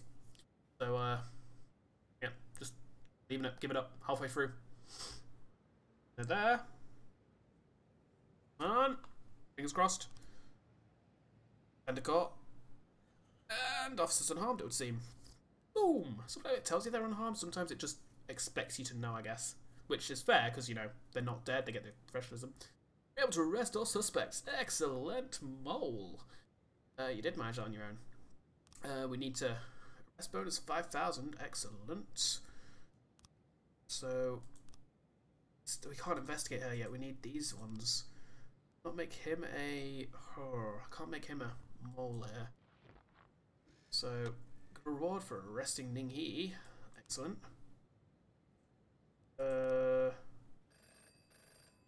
Okay, so I couldn't arrest... what's I supposed to do with that?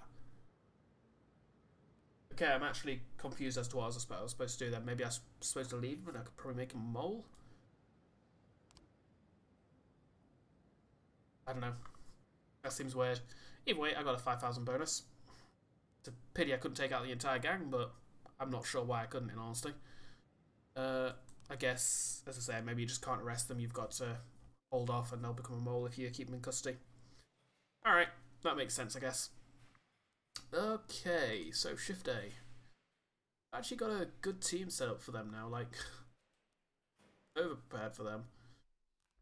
10, whereas Shift B, without these two, actually has 7. Oh, sorry, 10? They have 9. Yeah, they do have 10. Yeah. B, 4, 5, 6, 7. Yeah, 7.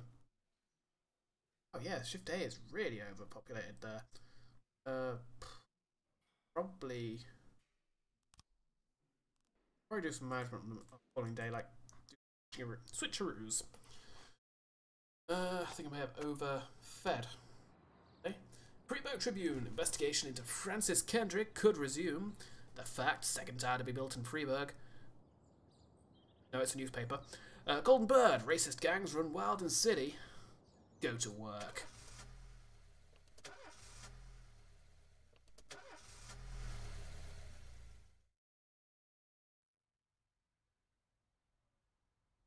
Sorry again. Not gonna say anything, Jack? People at Ah, there we Freeburg go. have built up a tolerance for the petty horrors of modern life. You'll never see crowds gathering around a beaten passerby. Folks rarely even slow to gawk at a car accident. And street theft doesn't turn heads anymore. Been a long time since people got worked up about stuff like that. So when I ran into a troubled crowd on the way to work, I knew there was something serious going on. Something bad enough to knock these people out of their daily rhythm. And we're talking about people who would step over a corpse if it was blocking the door to the coffee shop. But apparently all it takes is a bunch of leaflets, or spreading broken glass across Main Street, or releasing a couple of hundred rats in the ice arena. The mysterious figure taking responsibility for these strange acts goes by the alias Robespierre. Nobody knows who he is, what he wants, or what all this adds up to, from the buckets of lard spread on the sidewalk to the front door of City Hall covered with ostrich feathers. But this strange cross between childhood pranks and cheap theatrics has got the people all worked up. Everyone understands when some Freeburg crook satisfies the basic human need to rob and kill. But when someone steals a lion from the local zoo and locks him in a cell below the courthouse, the people start asking questions. How? Myself, I How did nobody notice? Like, how do you sneak a lion into the courthouse? I just like his funny nickname. I feel... Robespierre? Really? Who does that Don't make ask me? questions. Marquis de Lantenac? I don't think so. In the old books about revolutions, I fancy myself the old gunner who goes off to war with a bag of damp powder. Or maybe the innkeeper who tops up the beer kegs with mop water. It's something to think about. The green bullhead.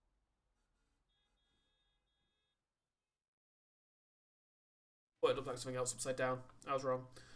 Buttonstedt is your new deputy. Okay. City officials want to demolish my home because of some bureaucratic error. If I don't resolve the problem today, my family is going to have to find another place to live. Can I have the day off? Birch. Sure, but come tomorrow. You're filling in the gap on shift B tomorrow. Okay, and he's the only one that took the day off, so that's fine. We're good. We've got this. Let's go for 4. Boop. Boop. Don't you leave me here. I did not see who the artist is.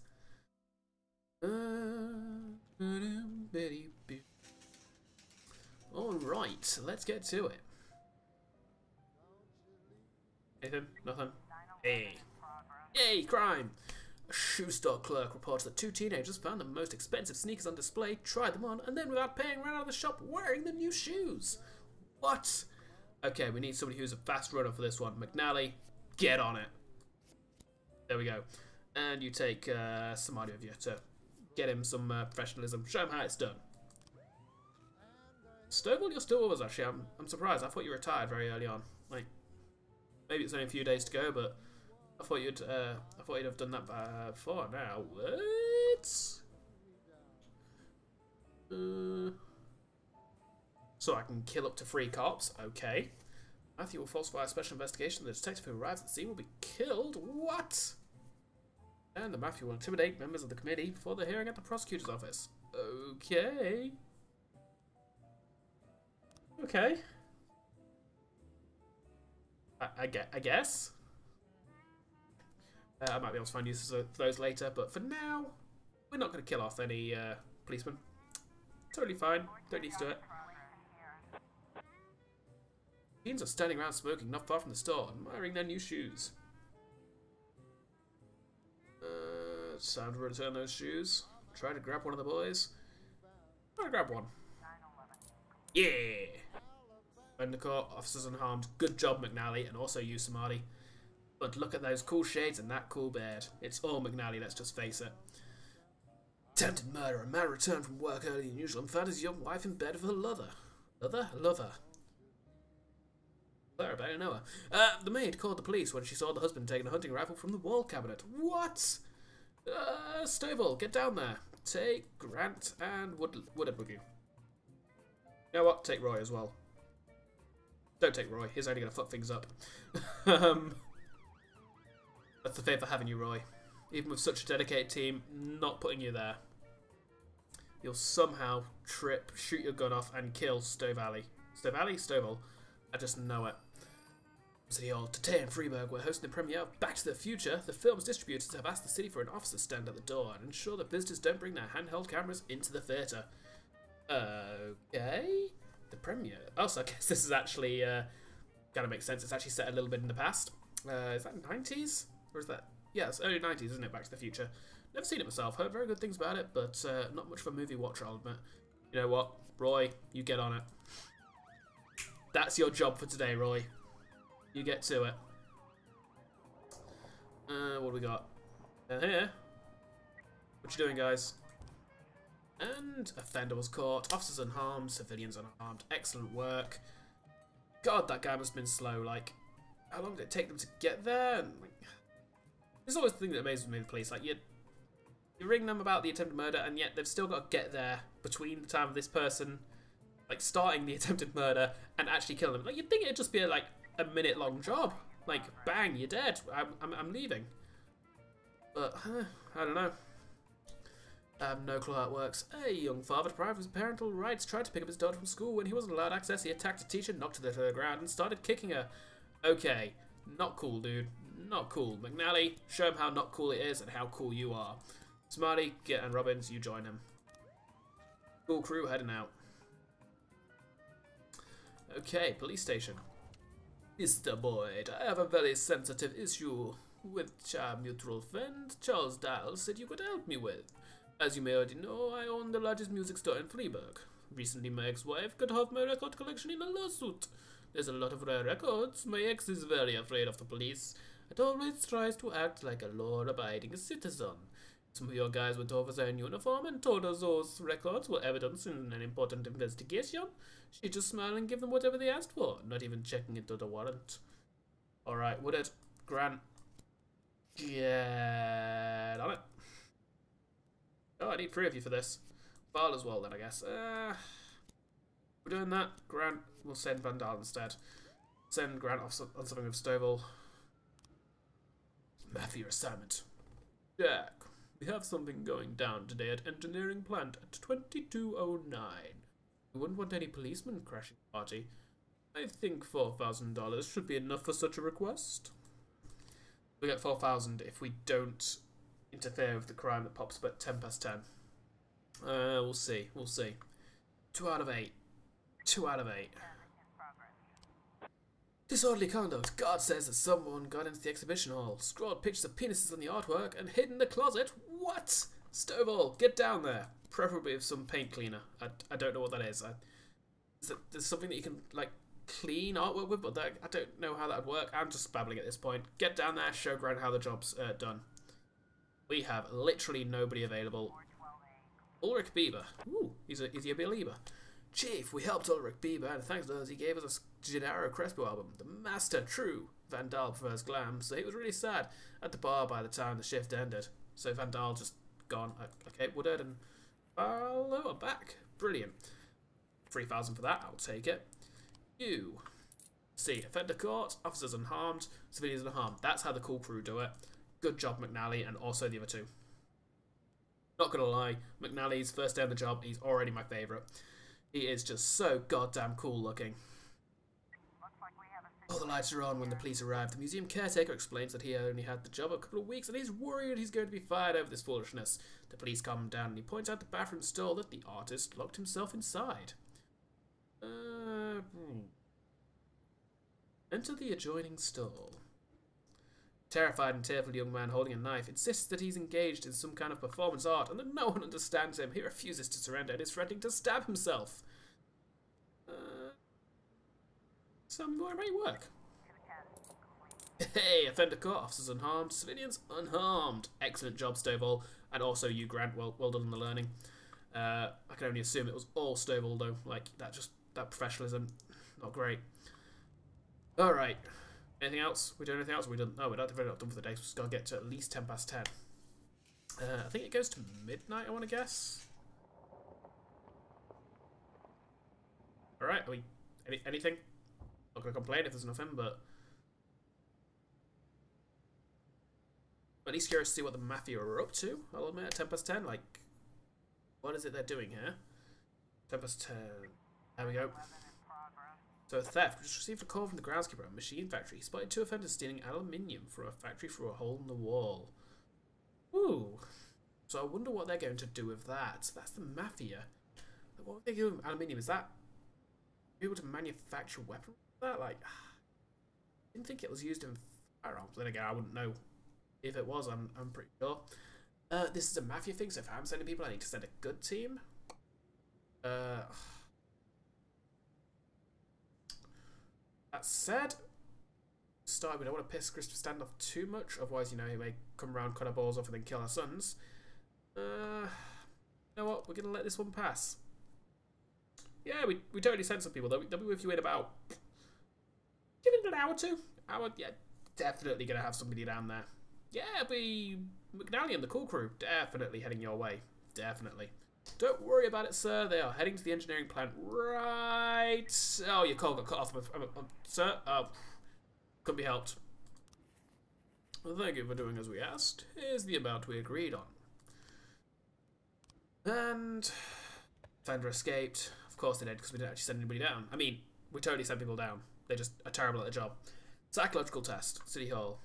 Jack, you must have seen the newspaper stories about Thomas Blaine. The retired cop who went schizophrenic and shot a pregnant woman. To ensure this tragedy doesn't repeat itself, we decided to conduct psychological testing for all the cops over 50 years of age. That includes you, Jack. Tomorrow morning, Dr. Eleonora Waterbury is waiting for you in her office. Don't be late. Ugh. Psychological testing, I'm sure will be alright. Wonder if that means that our cops are also going to be on duty there then. Or going to be unavailable for that. Unavailable because of that, I should say. Alright. Shift A tomorrow. We've got somebody coming. Oh no, this shift B tomorrow, sorry. We have Roy coming in as well to give us a hand. Not exactly the greatest hand there. Shift A. Snowball, you're looking like you need a rest. I'm not going to call you another day. However,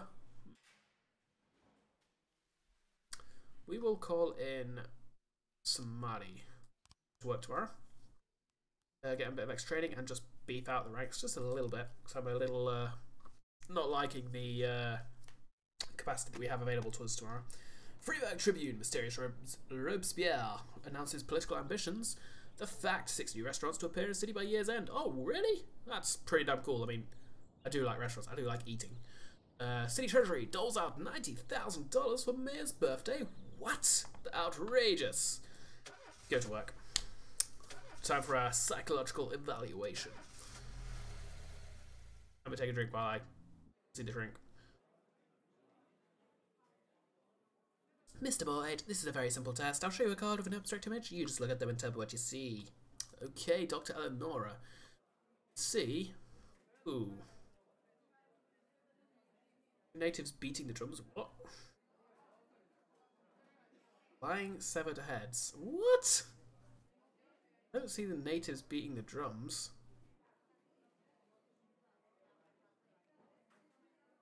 No, I think it's the first. I feel like these are very much drawn to be one specifically, like a man going back to his house, a butterfly, a man with a clock for a face. What? Where the hell are you seeing these things? Butterfly? Yeah, this is very much that. A woman decorating a Christmas tree? Yeah. A dancing girl? I don't see it. And a blue alien raping up it. Okay, there's not even any blue there. Like, you're not even trying. And giving a woman a Christmas ornament, a tower on the hill, a baby with spider legs. Very obvious that these are supposed to be something. I'm dropping the Christmas ornament, automobile accident, a tree that's growing human. A tree that's growing human. You know what? Sure. Sure. We'll do it. Go with that. Piece of the Christmas ornament all over the floor. An ice cream cone. Marching hammers. How do hammers march? Like.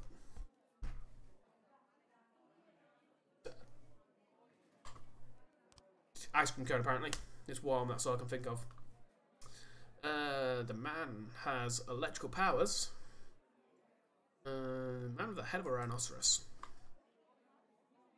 An overturned truck? An octopus playing the piano. Definitely an octopus in there. Could see it. A pile of autumn leaves, such a peaceful scene. Thank you for your time, Mr. Boyd. I will inform you about the test results in the coming days. Like, that was so easy that I couldn't go with the straight answers. Apparently that's all we did that day. Freeburg Tribune. Took a drink at the wrong time there. No black employees at City Hall. Mayor says accident. Major businessmen ready to invest in the future of the city. That's not bad. Cher Broom re-elected as Freeburg General Attorney. Alright. Let's get to it. Another day, another dime. Wait, so does this mean that it's Shift A again? Too tired, I can hardly walk straight. Can I go home? Stovall. Yeah, but come tomorrow. Can't afford to have a guy like you. You know what? There's only one guy that this can go to. McNally. Promoted. Kind of. I don't think that's a pay rise. I think it just makes you work better. Bit of morale boost for you, though. Let's do it. Number 4, I think we're on. Don't you leave me here. I think I've already played this one last day, but oh well. Nice little jazzy tune. A few months ago, an unregistered feminist organisation appeared in Freeburg. Today, they are holding their first protest. As far as we know, the organisation is backed by foreign sponsors. Ugh, the fiends. And their goal is to get their people into important positions in City Hall. The protest may escalate into something more serious, and we need to show them who's in charge. Use batons and tear gas, even firearms if necessary. Let's show them what intimidation looks like up close and personal. What's this?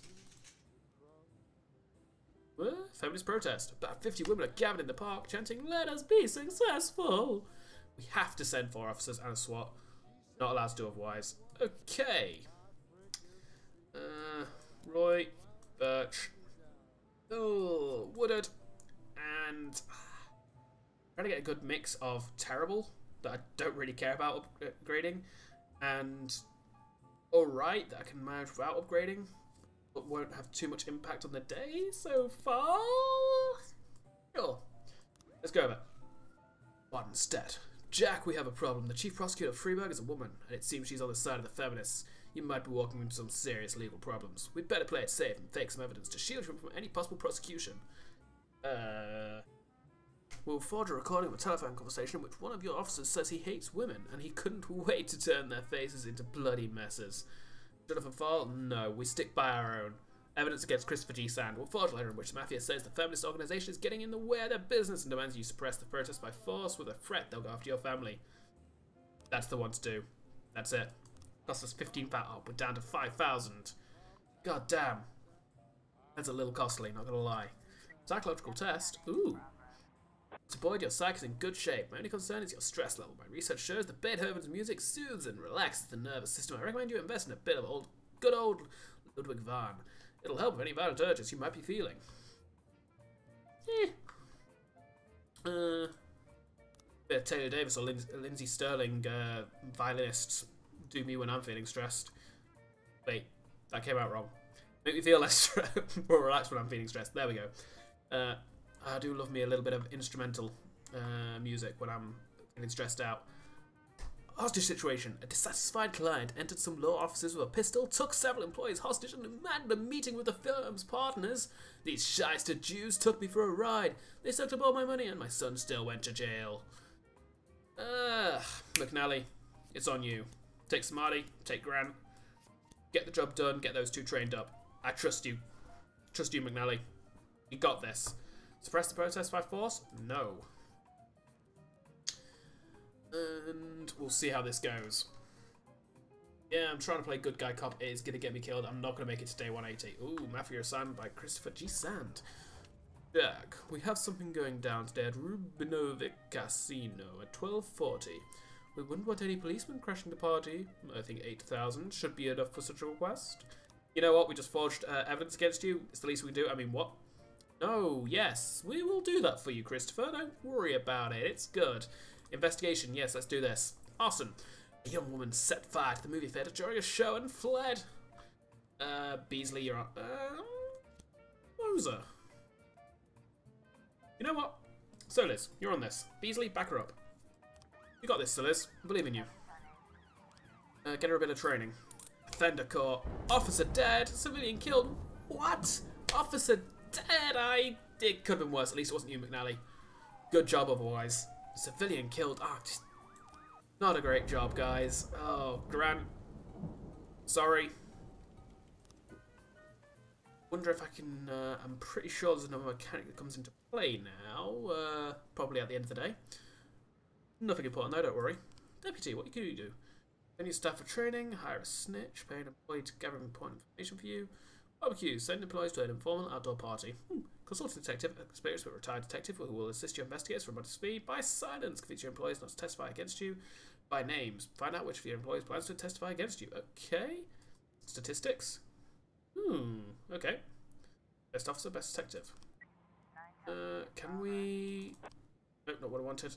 I wanted you. Still got to wait a day before we can get more room on the team. Robbery. A dealer at the casino called the police after a man entered the place carrying a grenade. He threw a duffel bag on the floor and demanded the debut filled with money. McNally, get over there. Take Samadhi. Take Woodard. Take Birch. Don't get anybody killed unless it's Birch. I don't mind if you do that one. It'll probably work out fine, honestly. It'll probably work out better. I mean, rip Grant. Rip Birch if it happens, but you know. Just saying. Just saying. Investigation started. Ooh. Theatre management. The incident occurred during the screening of Jim Jarmusch films The Stranger Than Paradise. The screen is ruined, and members of the audience suffered minor injuries in the panic, but fortunately no one was seriously hurt.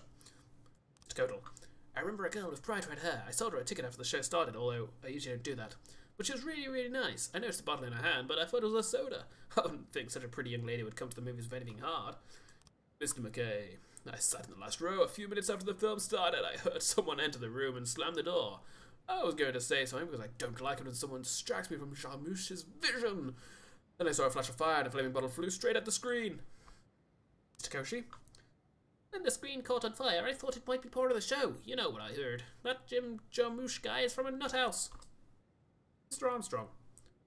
When the fire started, I immediately started looking around for a way out, and that's when I spotted her. The red-headed fool. She ran away quick. There wasn't time to do anything. Okay, we've not got any frames yet, so we can't do anything. Ooh, what is this? Mr. Boyd, today we're installing a new slot machine called Super Magdalene Free. The last time we put in a new one of the bigger kids almost broke it in the first day. It'd be great if you could send a couple of your men to keep the kids under control. Roy, get down there. Take fall with you. Alright, 3 o'clock, got 11 hours of the day left. Almost 10. Already there. Situation is more serious than we thought. Requesting reinforcements. We don't have reinforcements, McNally. It's all on you. Just get it done. You can do it. I believe in you. Christopher G. San. Jack, we don't know why you did it, but we hope you had a good reason. Don't forget who your friends are. We don't want any more trouble. I completely forgot that was a thing. Not gonna lie. Robbery. Vendor's caught. Officer's dead. Samadhi. Birch. I didn't mind Birch going down, but Samadhi. Actually, 140. Okay, but civilians aren't. This is a bad day to be a cop. Like almost a 2-to-1 ratio here. 3 out of 7 is sorry, 3 out of 9. Yeah. Christ, guys, get it together. Stop getting killed. Stop dying, you cowards. A pregnant girl called in a report on a suspicious gynecologist who she met in reception. The doctor was behaving very strangely and attempted to persuade the girl to have an abortion, although she was already 5 months pregnant. Those streaming tears, she explained. The doctor said that for only 10,000 he would save me from the parasite inside my body. Vandal, Robbins, get down there. Everything went great, boss. In fact, it's been a while since we had that much fun. We beat the hell out of them playing Hellfighter. Good on ya. Who knew? Roy and Fall? Bit of a gamer in them. 2000 from the arcade. Alright, McNally. Next mission, you're going out alone. You keep getting people killed. Nothing against you, buddy. Still my favourite. No offense meant intended. But people go out on missions with you and die. Like, not gonna lie, it's a little awkward. It's starting to add up. It's starting to cost. Housewife Takara Montez often complains to police about her neighbours. They're constantly making a racket and often get into fights, always refusing to discuss things with their neighbours. She's called the police again today after hearing loud bangs in the apartment along with loud screams. According to her, about 6 or 7 people live there. What? McNally, get down there. I know I said you were going alone, but Woodard, go with him. Don't worry, I believe in you. McNally, just get the job done. Like anything else, it's fine. 4, we've already got 3. It doesn't matter if it's 4. Don't worry, Woodard, you've got this. Let's move on. The doctor spots the police, grabs a scalpel and boldly shouts, "Come on, I'll release your souls from this filthy world."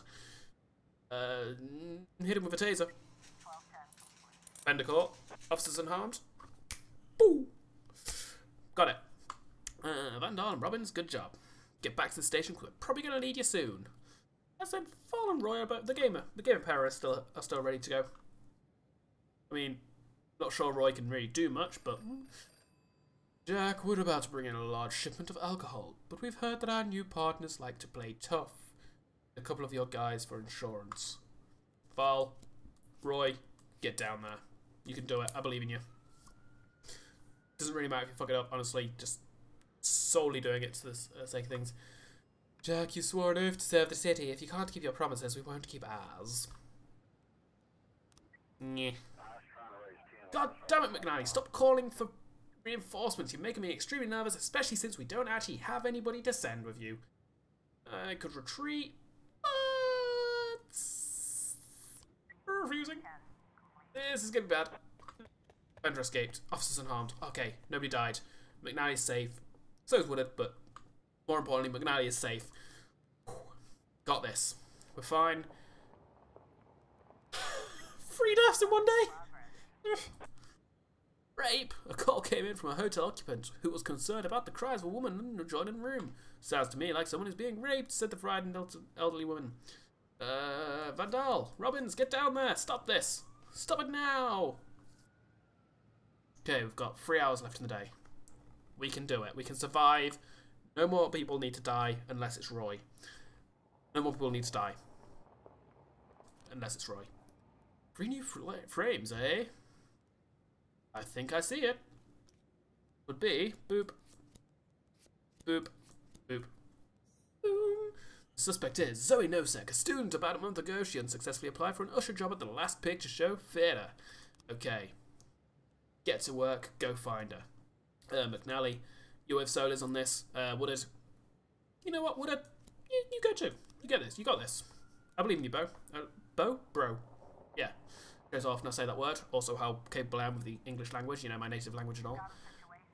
The door to one of the rooms on the 2nd floor is standing ajar, and through it can be seen a large man holding a crying girl by the neck. He's striking her in the face and shouting, "Shut up, you whore. I paid you to you. Now keep quiet. Let the woman go or you're dead." Girl managed to escape, but her pimp leaps for the man, and another fight breaks out. Let them fight. The man shoves the pimp away and suddenly jumps out the window. Shoot the fleeing man in the back, run down the stairs, jump out after him in pursuit. Offender caught. Officers unharmed. Boom. Nicely done, guys. Good job. Be right back.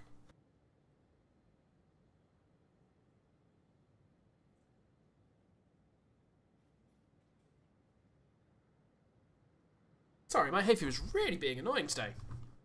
Alright. Van Dahl, Robbins, get back to base. The station. Whatever. Everybody else. Okay, Woodard and McNally are still on mission. Just waiting for them, and I think we're done after that. Awesome.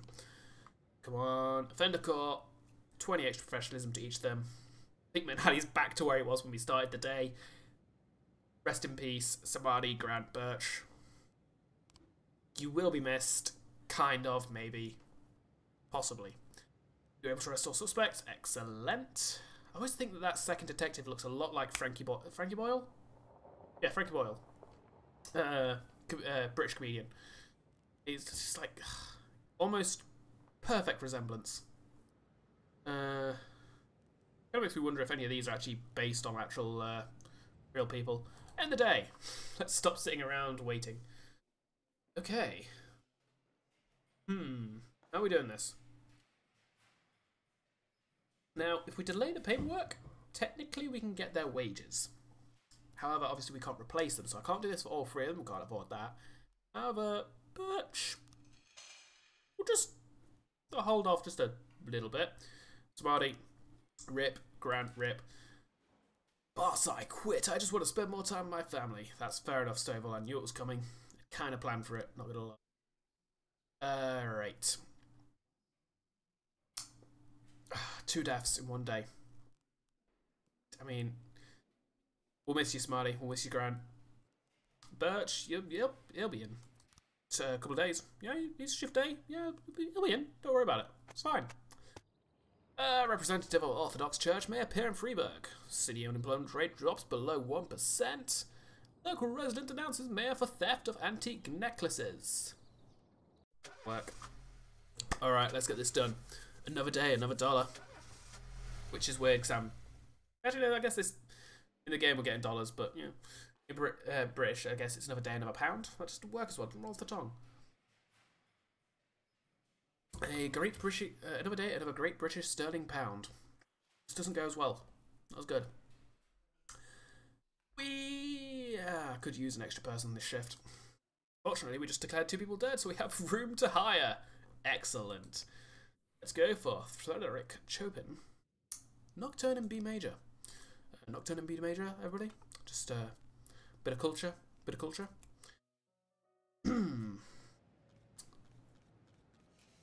Barely hear it. Music might be too low for that one. Take care of the hero. Jonathan Beasley is today a hero, having pulled a drowning senator Wallace Green from the river. The municipality, on the senator's recommendation, has decided to reward this outstanding officer. Ceremony is scheduled for July 27th, and the event will be open to the press, as well as Mr. Green's family, who wish to personally thank the police. Make sure nothing unusual happens to this officer, so he'll be able to attend the ceremony and receive his medal without complications. God damn, I'm burping all over the place. Okay, what is that? Day... Oh, sorry, minute. Well, first off, we need to hire somebody. Robert Traber, congratulations, you're hired for Shift B. And you're a little old, usually, I'm afraid. Oh, also fairly old. Elizabeth Fraser's the only other option. 150 professionalism, we can work that up. But also just hold off, though. Could just hold off a little. Take care of the hero.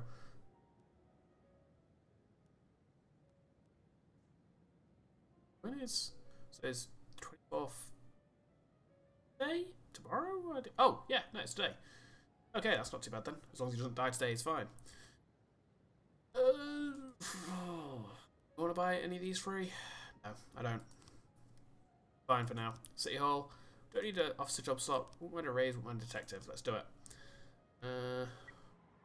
Ooh, something happening? Attempted murder? An ice cream van struck a schoolboy. An ambulance arrived quickly, but the boy was declared dead on the scene.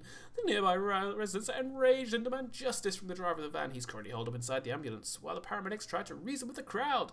The situation is quickly spiraling out of control. Oh God, Purdy, get down there. You've got this. I believe in you. Bring me back an ice cream. Not to sound cold. We're moving on. We'll wait for something else to happen.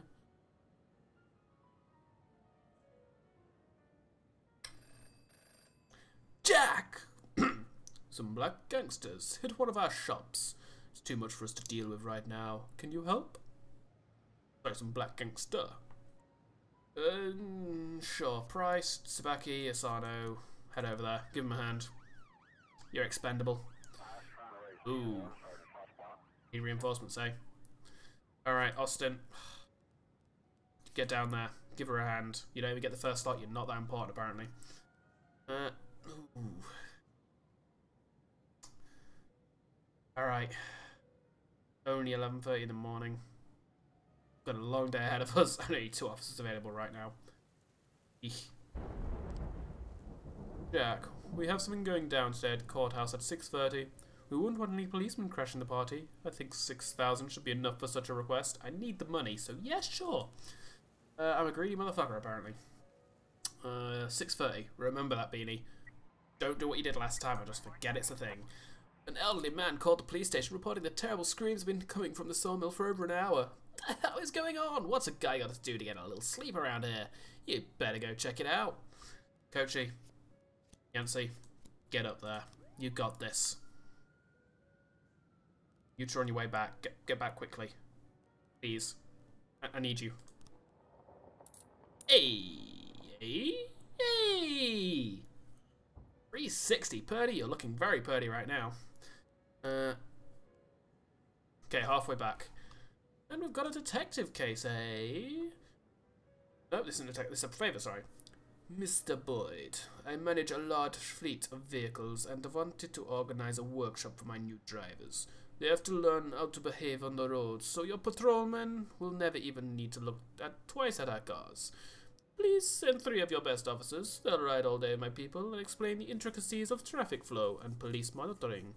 I've heard about the problems your department faces, particularly your obsolete fleet of police vehicles, so in return I would be happy to donate a paddy wagon. Sano, Subaki, Price, get down there. You got this.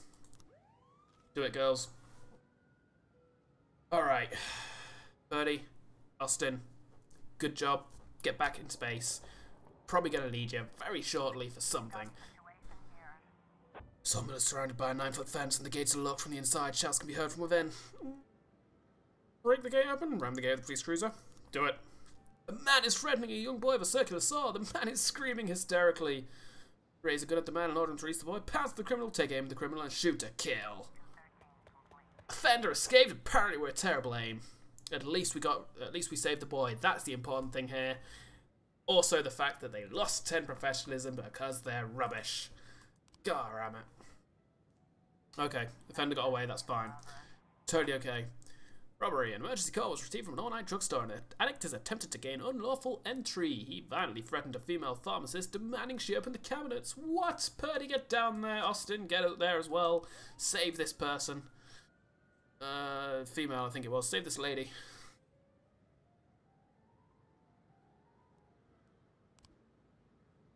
Chief, we rode along and went over the basics with their empty-headed drivers. We're done for the day. Meanwhile, Mr. Sand dropped off a brand new paddy wagon. It's a nice piece of equipment. Too good for the idiots we'll be packing inside. We'll take it. So I believe that can basically be used similar to the SWAT. Basically, some missions will allow you to use it, some won't. I think when you've used it, it's done for the day. Like, same as the SWAT was previous day during the riots. During sentencing, a serial killer by the name of Albert Ramirez seized a gun from the holster of the court bailiff and after shooting several witnesses, barricaded himself inside the courtroom. The young stenographer has been taken hostage. Kochi. Yancy. Also SWAT. Get down there. Get down there now. Robbery. Offender was caught. Officers unharmed. Civilians unharmed. Birdie, Austin, good job. You're probably due for a promotion or something, but I just don't have any to give out, unfortunately, so who can, you know, not my fault. Call the big guys. Come on. What's this? 6 more hours to go? I think we're good. You know, we're back to the 0 days. We're almost getting to the point where we can say 1 day since somebody died. Guys, I don't have anything for you. You've got a SWAT team with you. You've literally got a team of people with AKs, assault rifles and such. Like, just get it done. Get it done, guys. Jack, we don't know why you did it, but we hope you had a good reason. God fucking damn it. I am terrible at this. We don't want any more trouble. Ugh. At least I'm keeping the 2 out of 8 thing kind of relevant, I guess. Not on... Sorry. 2 out of 8? 2 out of 10. 8 out of 10. Something like that. Keeping that kind of relevant here, if not by accident. God damn it, I'm terrible at this. My memory is literally the worst. Assault. Emergency medical services arrived and called for a man complaining of chest pains. While they were treating him, the man suddenly attacked one of the EMTs, shouting wildly about the global pharmaceutical conspiracy. Conspiracy. The other personnel managed to escape and called the police. What? Birdie! Austin, get down there, sort it out. We can do this. Don't worry, folks. I've already forgotten what the mission was. I was gonna say whoever would be safe, but I've just literally forgotten who it was talking about, who will be saving. I am literally the worst police chief ever. Never put me in any position of responsibility whatsoever, or people will die. Horrible, horrible deaths. like we have a situation here. Door to the apartment is locked from the inside. Unintelligible screams can be heard from within. Knock knock, who's there? Enter the adjoining apartment and climb over the balcony. Break down the door. I mean, that would be the proper way to do it, I guess? Well, I should say, I'm pretty sure that'd be the proper way to do it, but that'd get somebody killed for definite. Enter an adjoining apartment and climb over the balcony. The victim is bound and lying on the floor. The assailant is sitting on top of him, waving a syringe filled with an unknown substance. A bottle of bleach is on the floor nearby.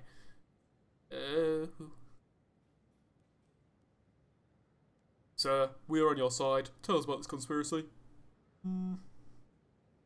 Fairly sure that's probably going to get this guy killed. It's probably a syringe filled with bleach. Point the gun at the man and order him to lie face down on the floor. Assuming they'll shoot him if he goes for the guy.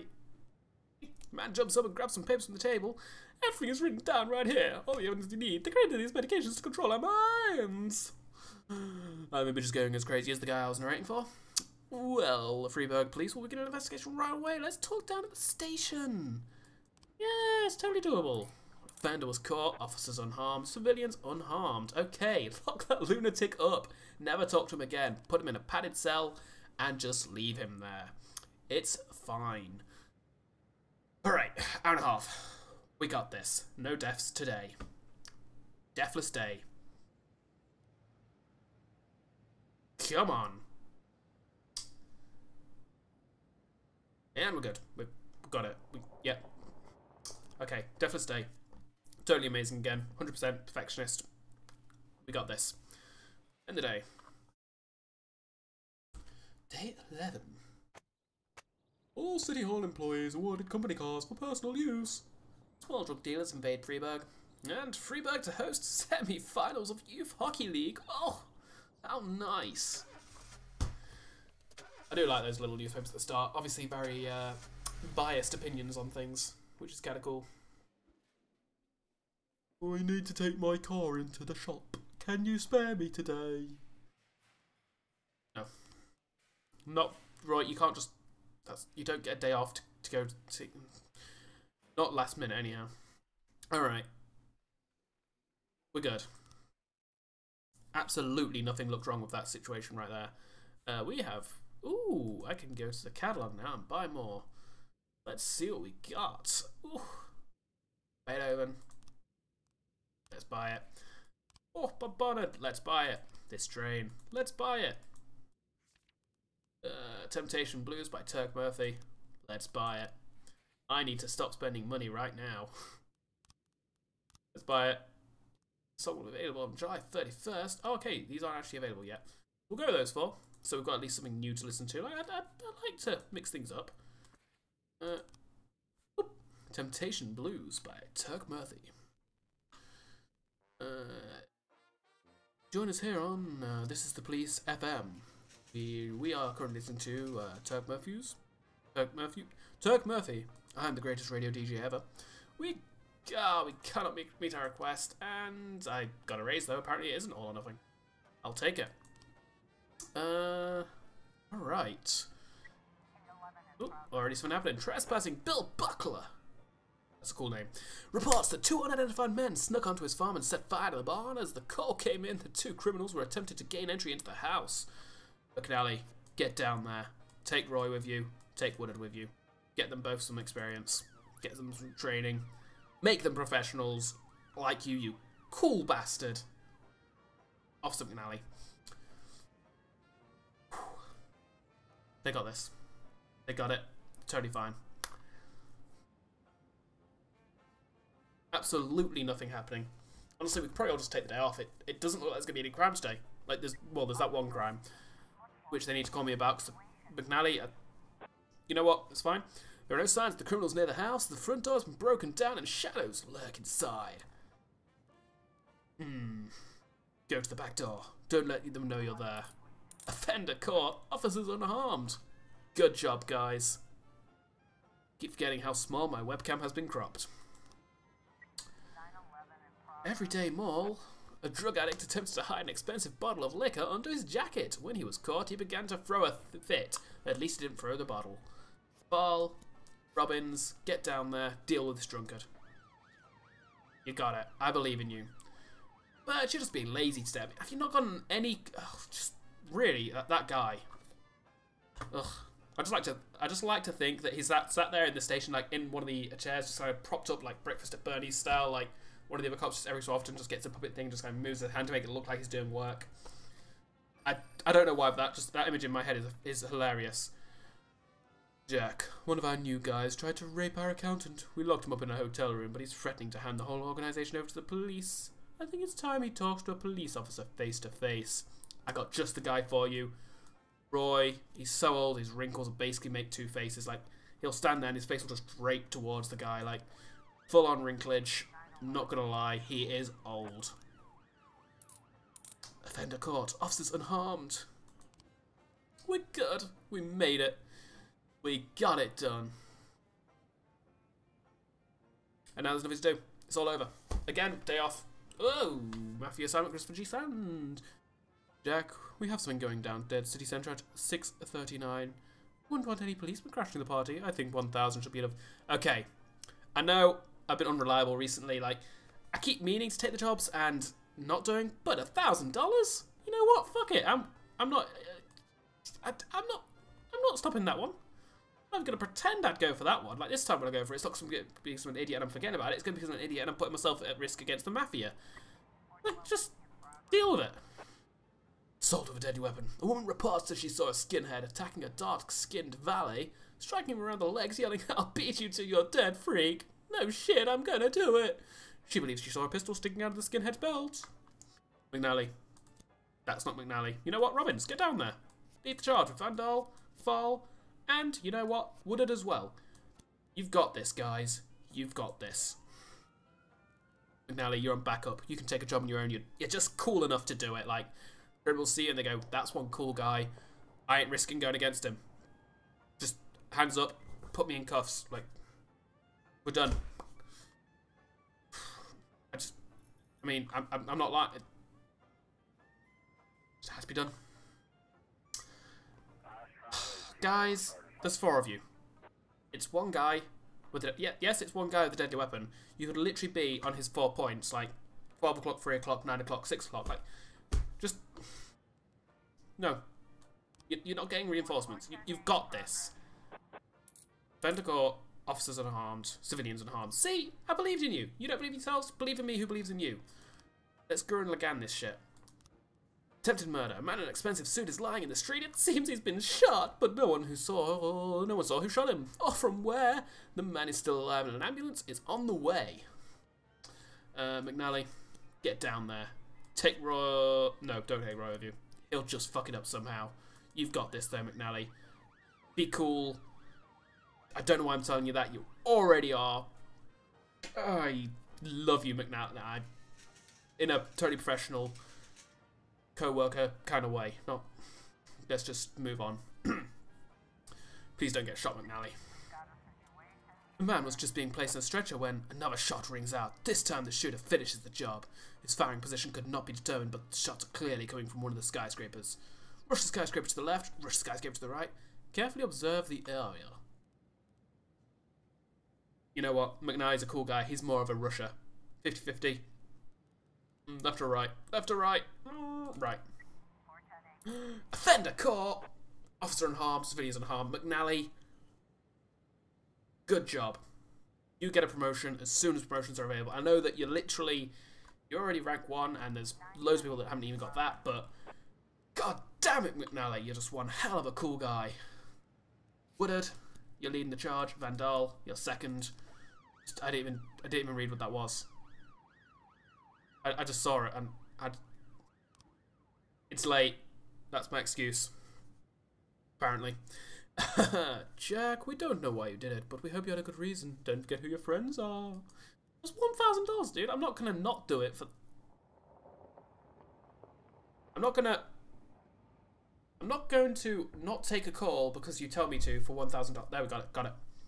Figured it out. I can English. I lied. I can't English. We got this, though. Situation is more serious than we thought. Requesting reinforcements. Don't worry, guys. I know just what you need. No, it's McNally. get over there, be cool, get it done. Got this. Still didn't see what that one was. Literally just... This could literally be it. They're responding to... Hi, we found literally something that's called Cop Blender. Please send help. Like, I'm just literally sending cops. Like, it's literally a ramp that leads straight to a blender. And the cops are so dumb, they're just going to walk into it. Like, I'm just going to lose all three of those cops. Apparently I didn't. It wasn't a cop blender. That's good. Attempted robbery in the suburb, apparently. Officers unharmed. And the offender caught. Not bad at all. And we can end the day. Boom. We did it. Day over. 2 days since we lost anybody. Still rip. Don't remember the names. Samadhi was one of them. Grant was the other. Samadhi and Grant. I'm amazing. Such a caring police chief. Birch, what the fuck are you doing? Get home. It's the day's over. Just you know, you want to stay over? I mean, yeah, sure. I'm not gonna send you home if you want to do extra overtime.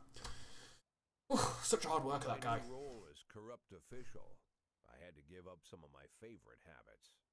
I couldn't turn off my phone when my head ached. Couldn't sleep till noon on Saturday and let the rest of HQ take up the slack. No more days off to go fishing. But my weekly visit to the old colony club was more like tradition. One night a week, I absorbed cigar smoke, the vague smell of alcohol, the stench of urine, all mixed with toxic levels of old drunken belches. Same picture it was 30 years ago. Tradition's gotta be honored. And to stay I have to say, to the hats off to the writer in all seriousness. They are rituals. so good at painting a When you're about to picture. roll out of the club, you need to take a deep breath and count to 100. If your stomach doesn't do a backflip, you should be good to make it home. This time I only got up to 60. I was interrupted. Why? You look even better than you do on TV. There's nothing more impolite. He's got a fedora, he can only be cool. In the alley at the old colony. This is the most private place in the city. Oh my god, we should totally get McNally a fedora. He'd literally blow the world away with his coolness. Somebody order a fedora for McNally. It has to be done. Artists, businessmen, and all our politicians. Takes a lot of balls to crash the party. My head was a drunken haze, but I knew who he was. A cartoon gangster suit straight out of Dick Tracy. Fancy voice, fruit cologne, sassy strut. That's how the newspapers described Vikas Varga, rising star in Freeburg's criminal underworld. He appeared out of nowhere, and with the support of the local punks, Varga broke all the old rules of organized crime. He killed those who could not be killed, traded what could not be traded, and robbed those who could not be robbed. In just a single month, this man had gathered an incredible amount of power. He's been called everything from a clown to a madman to a criminal genius, and more often than not, he's called a low-class upstart short on ideas. But if Vargas was one of the old crime bosses, he'd have been cut into pieces and fed to the river. Look past this guy's arrogance, and there's something about him. The city is still deciding what to do with him. Meanwhile, he's burning down the houses of old city mobsters. Not the best time to talk, Mr. Varga. Well, you know my name. I'm flattered, although not very surprised, to be honest. I might be a little short on manners. Like they say in your fair city, with the right manners, you can go anywhere. Well, I don't want to go anywhere. I want to stay right here. Even the criminal world needs manners, Mr. Varga. And one of them is this. Don't interfere with a drunken cop who's trying to take a shit and puke at the same time. Oh, you exaggerate. But is Freeburg always so gentle with its officers? You've been a bit roughed up lately. I see you already know Freeburg quite well, Mr. Varga. Well, I love to learn and look around, but I do know that the inhabitants of this fair city should be friends, Jack. Maybe it's true I don't have the best manners. After all, it's only polite for friends to share their phone numbers.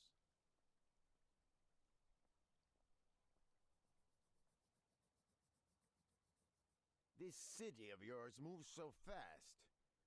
I feel like I'm hooked on amphetamines all over again. You wake up in the morning full of ideas, and by nightfall, you've all had each other killed. So I'm kind of... Don't wait too long to call. I don't mind if you're drunk. It's all the more fun. I'll be stoned myself, most likely. Hell, I'm a little stoned right now. It's the only way to live in this place. I'm a little new to the nightlife thing. Does that mean I'm your pulled, city, or... I'm here to Just stay. asking. Just saying. If it weren't for the phone number written on my arm, I probably wouldn't have remembered the conversation. 2 is kind of written on the... no reason to worry. Like, I'd be getting a reminder Hmm. soon. Unless I'm misseeing that a little, there's a 2 kind of goes off the arm and he just... Never mind. Don't question it. Alright, just going to quickly just sort something out here. Fortunately, my iPad, which I normally watch chat on, is running low on battery power, so I'm going to have to do a quick switch to setting up my PC monitor for this. See you live chat. We're good.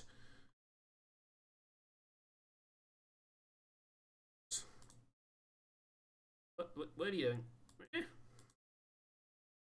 Can put you up here though. That's what I wanted. Done. Okay.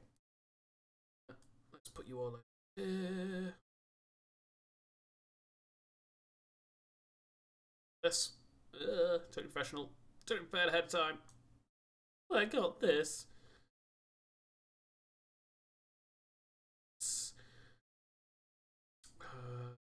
So I'm trying to balance my second screen with OBS and making sure I can see that the stream is both stable.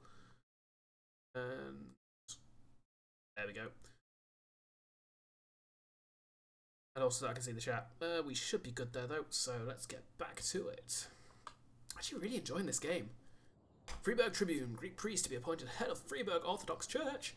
The fact, students volunteer to help farmers. And Golden Bird, Orthodox priests bribe mayor. Oh. Alright, let's get back to it. Back to work. As we should be.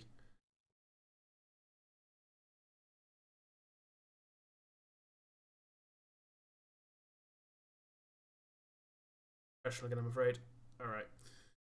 We're back. Actually back proper this time. Turn this off. Ugh. You saying anything, Jack? My morning ritual was plagued by the smell of Vickers Vargas' fruity cologne. It was like the sharp citrus scent was chasing me around the house, as if Vickers was right there in my living room. When I finally realized the smell was coming from a big basket of oranges, it didn't put me any more at ease. I'd opened my door to lots of threatening mail, evidence of criminal wrongdoing, even a dead ferret or two. But fruit? Never.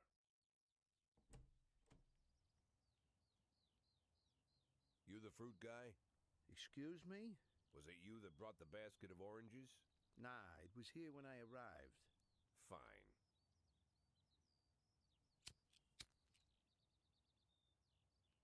Okay. So who Doing anything? Today, I'm your driver. And where are we driving? To work. That's it? Yeah, we have to make an important stop along the way. Where? The ranch. What ranch? Just the ranch. Fine. Seems fair. Totally legit. Seems surreal. Absolutely not dangerous whatsoever. I wreck it with meaningless chatter. Excuse me while I cried a little. Maybe piss myself just the tiniest bit. God knows where. I started to feel like I was in the middle of a bad dream, probably lying bloody and concussed in the alley behind the old Colony Club, my nose buried in a rotten orange peel. But no, this was no dream. The silence was real. The sound of the engine was real. The dust was real enough too. And there was the ranch over the horizon. It all seemed familiar. The Sand family's overbearing mansion has been the talk of the headlines for decades, but few have managed to get closer than a few miles. I guess I'm just lucky. It's a large area of territory to keep people away from, like, even just random drivers and stuff. Like, god damn. Oi. What is it, this game and pictures of boats? Like, I'm pretty sure that's just the same picture that he's got in his office, Kendrick had in his office. Just larger. People like boats, apparently.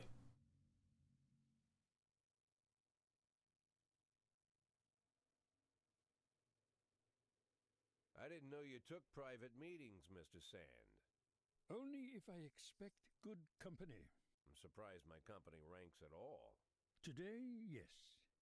Today is a special day. So My birthday. Do you often go to the old colony club, Jack? Every week. Meet any interesting people there? As a rule, no.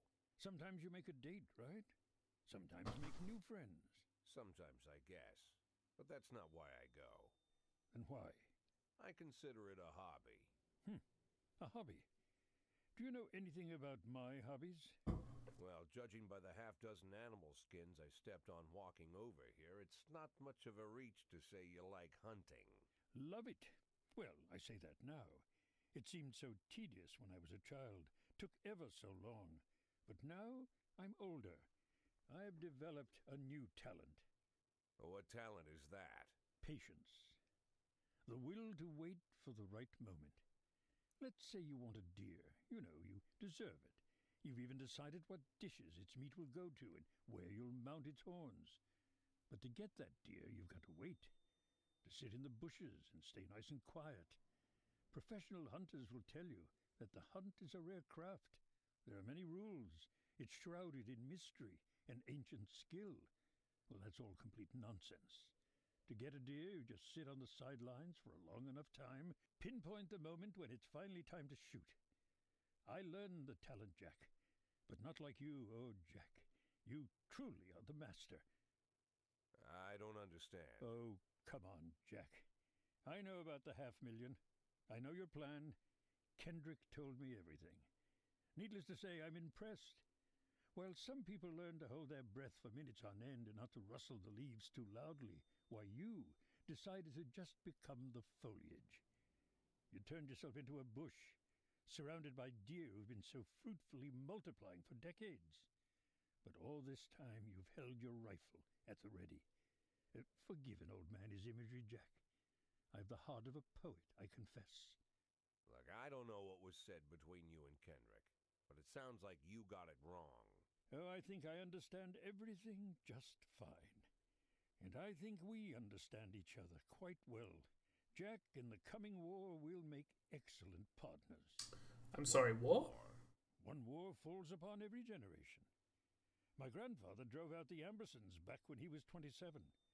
My father destroyed that psychopath gangster, Maurice Bell, when he was a sprightly 30. At 69, I'd begun to think my war had passed me over. But my time has come at last. Tomorrow, Vicus Varga declares war, and I'm obliged to answer. So, well, this is interesting. I don't know how he thinks. I don't even know whether he plans his actions or not. I can't divine his purpose. Hell, I don't even know where he comes from. He's a man not of our breed, wouldn't you say? But when he arrived here, I invited him in, told him we could work together. An official invitation penned in my own hand and written on some very expensive paper. And can you imagine his reply? A fruit basket. What sense can be made of such a message? I guess it means whatever you want it to. Precisely. I'm late for work, Mr. Sand. You know, Jack, I could just give you $500,000 right now, cash, whatever denominations you like. But I would never insult you so. If I went stalking my prey for so many years, I wouldn't want someone else to shoot it for me. I understand you, Jack. And I'll never ask you for anything that's contrary to your nature. Just think about our conversation. Think about it. And call I mean, you've already asked me to do stuff at specific times, which is kind of contrary to my nature of being an idiot. Just throwing that out there. Same.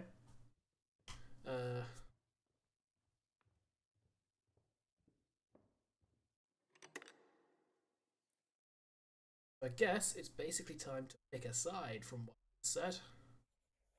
I was yesterday. Like I said, it's a whole new life, and I've had to give up some old habits.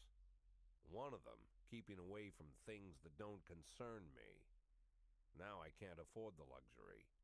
This spotlight I'm under, concerns is all I got. One or the other. I think personally, of the two, Vicus and Varga seems the most interesting. Like, I think both are complete psychopaths, but ugh. At least Vicus Varga doesn't go hunting. You know, both of them fuck over the human race, but Christopher Sand also fucks over the animal kingdom. So you know what, Vicus gets my vote. Tell him it's Boyd.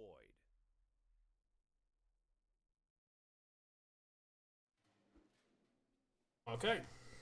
Price didn't come into work today. Oh, goody. Too tired I can hardly walk straight. Can I go home?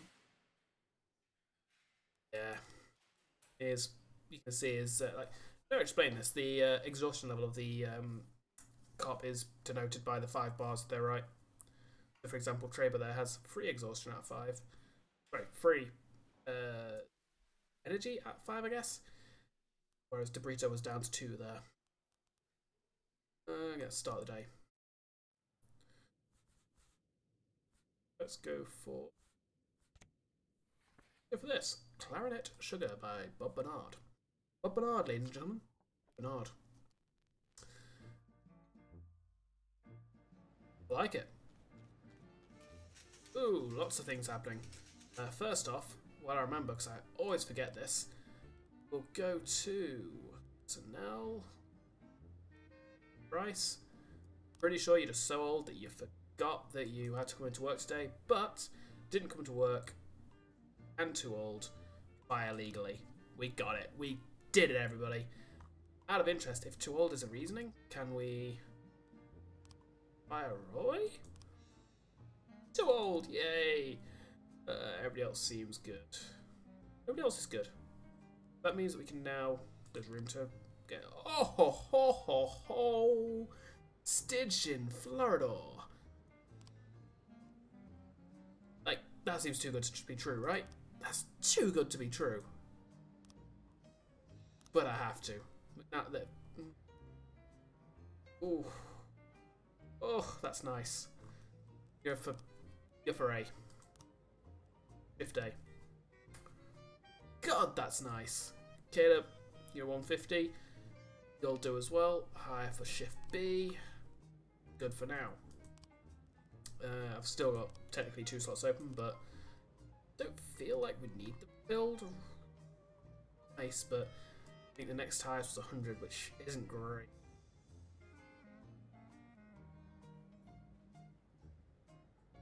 And we can't get any detectives, so I don't know why I'm looking at them. Alright, that's good. What's this do? Oh, that's that. Okay, income from the grave. You receive the week's salary of your dead employees. Woo! You know what? $100 to everybody. Teamwork. Thanks for donating your salary there. Burke. God damn, I forgot his name. Here's your week's salary. Dennis Grant. This woman was an honest servant to say today she was buried with military honours. Rip, Grant. Rip. This man was an honest servant in the city. Today he was buried with military honours. Rip, Smarty. Rip. Take care of the hero. Tomorrow's going to be the day. Don't let anything happen to him until then. He's not even in today? I think he's in today. Something strange. Leaving work. Jack caught sight of a scarecrow with a dagger through its eye. The handle is engraved with the letter S. Okay. S.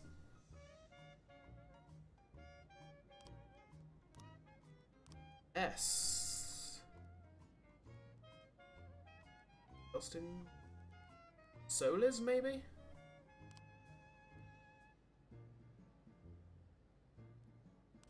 I'm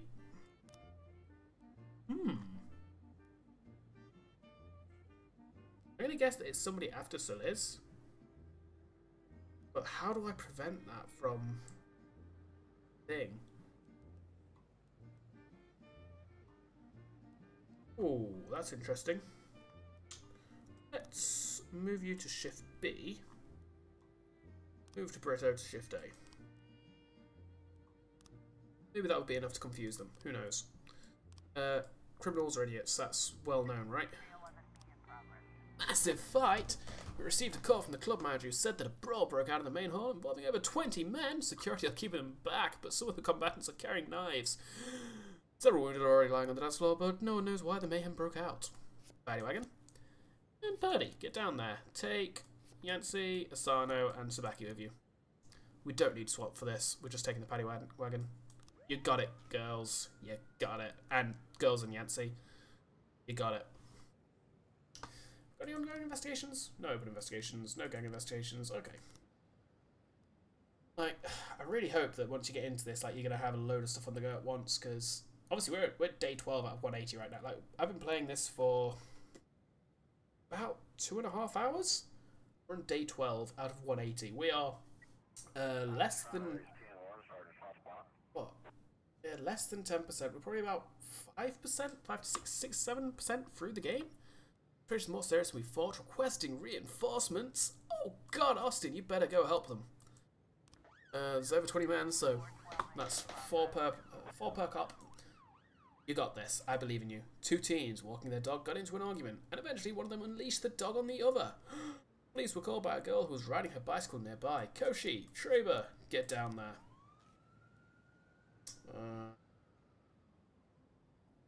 Really hope we get somebody soon.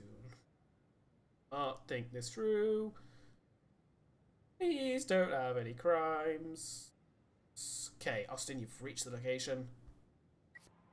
Done. Massive fight report. Okay, we're good. We're good. We got it. Okay, that's good. Scared me, not gonna lie.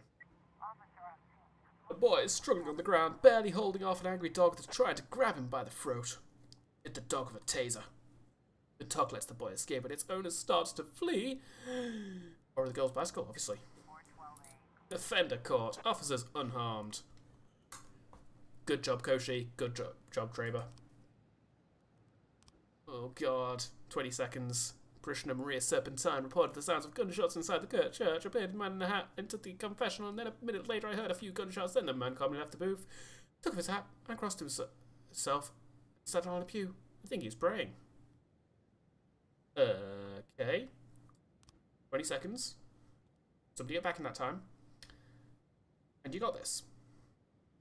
10 seconds. 30 seconds even. Okay, we've got this. We're fine. We're good. We have it. Everybody stop panicking. Stop panicking now. Yancey, get down there. Take Sabaki with you. You know what? Take Asano as well. Looks like an easy job to get you a bit of easy professionalism here. I mean, yeah, he has a gun, but it kind of seems like the guy has basically done what he wants to do. And he's just going to probably give himself up if I was to guess. Linda Howard, her words slurred, said the dentist paralysed her face during her last visit. The monster stuck me with some kind of poison. Arrest him! Literally what dentists do. Like, it ain't poison, it's anesthesia. Directly inserted in your gums to make able to do their job. Like, send to anyhow, just cuz, but that's going to be a false call. Like, what an idiot. Like, if she's right, then my God, what a devious man. But like, I just, huh?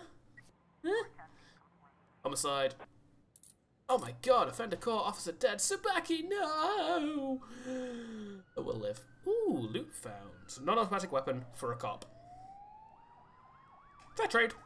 Fair trade. Okay. Can we ask them? We can ask the mafia to sell it, or we bring it to the police station. But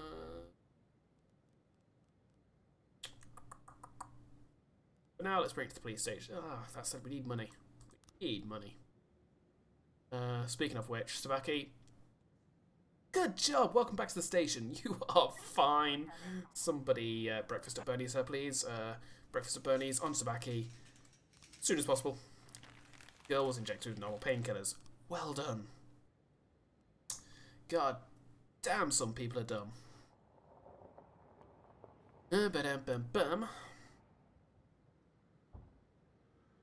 Alright. Christopher G. Sands Ice Arena. Ice cream vendor noticed a suspicious black bag which has been lying unsupervised on a bench for the past few hours. Purdy, get over there. MC, Sano, back her up. You got this. That black bag, I want to make sure I want it in custody by the end of the day. Within the next half hour, in fact. Handcuffs and everything. Not sure how you get handcuffs on a black duffel bag. But it'd be cool to see, which is kind of why I want to see it. Like, especially if it's a big one, like, basically just like cut it off so it's like free section. I'm gonna stop talking now. I'm streaming, but you know, I'm gonna just stop talking. That's what streamers do. We just go quiet, don't say anything. Totally fine. Officers arrive on the scene and observe that there is something moving inside the bag. Open the bag, shoot it until it stops moving. Stay back until the bomb squad arrives. Stay back until the bomb squad arrives. Enter court. Officers unharmed. Civilians unharmed. Don't say what it is, though. like, you can at least tell me what it is. I'm curious. I need to know these things. Don't know what that accent was. Don't know why I'm still trying to do it. I don't understand me sometimes. Like, I am me, but I don't understand me. Like, how does that work? How is that a thing? God damn. Alright. Anything happening? No, we're ending the day. We're ending the day, apparently. Good. Tsubaki, good job. It's fine. Totally fine. Good. End the day. Beany Tsubaki is just doing a bit of overtime. Just gonna stay in the office for a bit. Down to the morgue. Oh, he's just go check out one of the stiffs in the morgue. It's fine. Looking to put some overtime, become a pathologist or something. That one, I tell you. Francis Kendrick won't succeed. Jack Boyd. City administration to finance dance festival, and a corn monument to be demolished by summer's end. Such a downer, Golden Bird. Such a downer. Whew. Rum of the rum. I was up all night reading an exciting detective story called The Last Temptation of Neptune, but I didn't have time to get to the ending. I'm almost certain the killer was the salesman's ghost, but I can't rest until I know for sure. Can I go home and finish reading the book? No! You don't get a day off from... You're a cop. You don't get a day off from work to finish reading a book. Just not how it is. Unless it's a Henri Salvatore book. That would allow. Took me far too long to think of a good author. Like, I was going to say J.K. Rowling, but not quite. Harry Potter ain't quite worth it. That said, a bit of Dritz to Erden. I'll allow it. Yeah. You want to take some time off for that? That's fine. It's completely fine. Go for it. Hell, I might join you. Not gonna lie. Like, make it an audiobook. We'll just sit there in silence, completely awkwardly, listening to the story.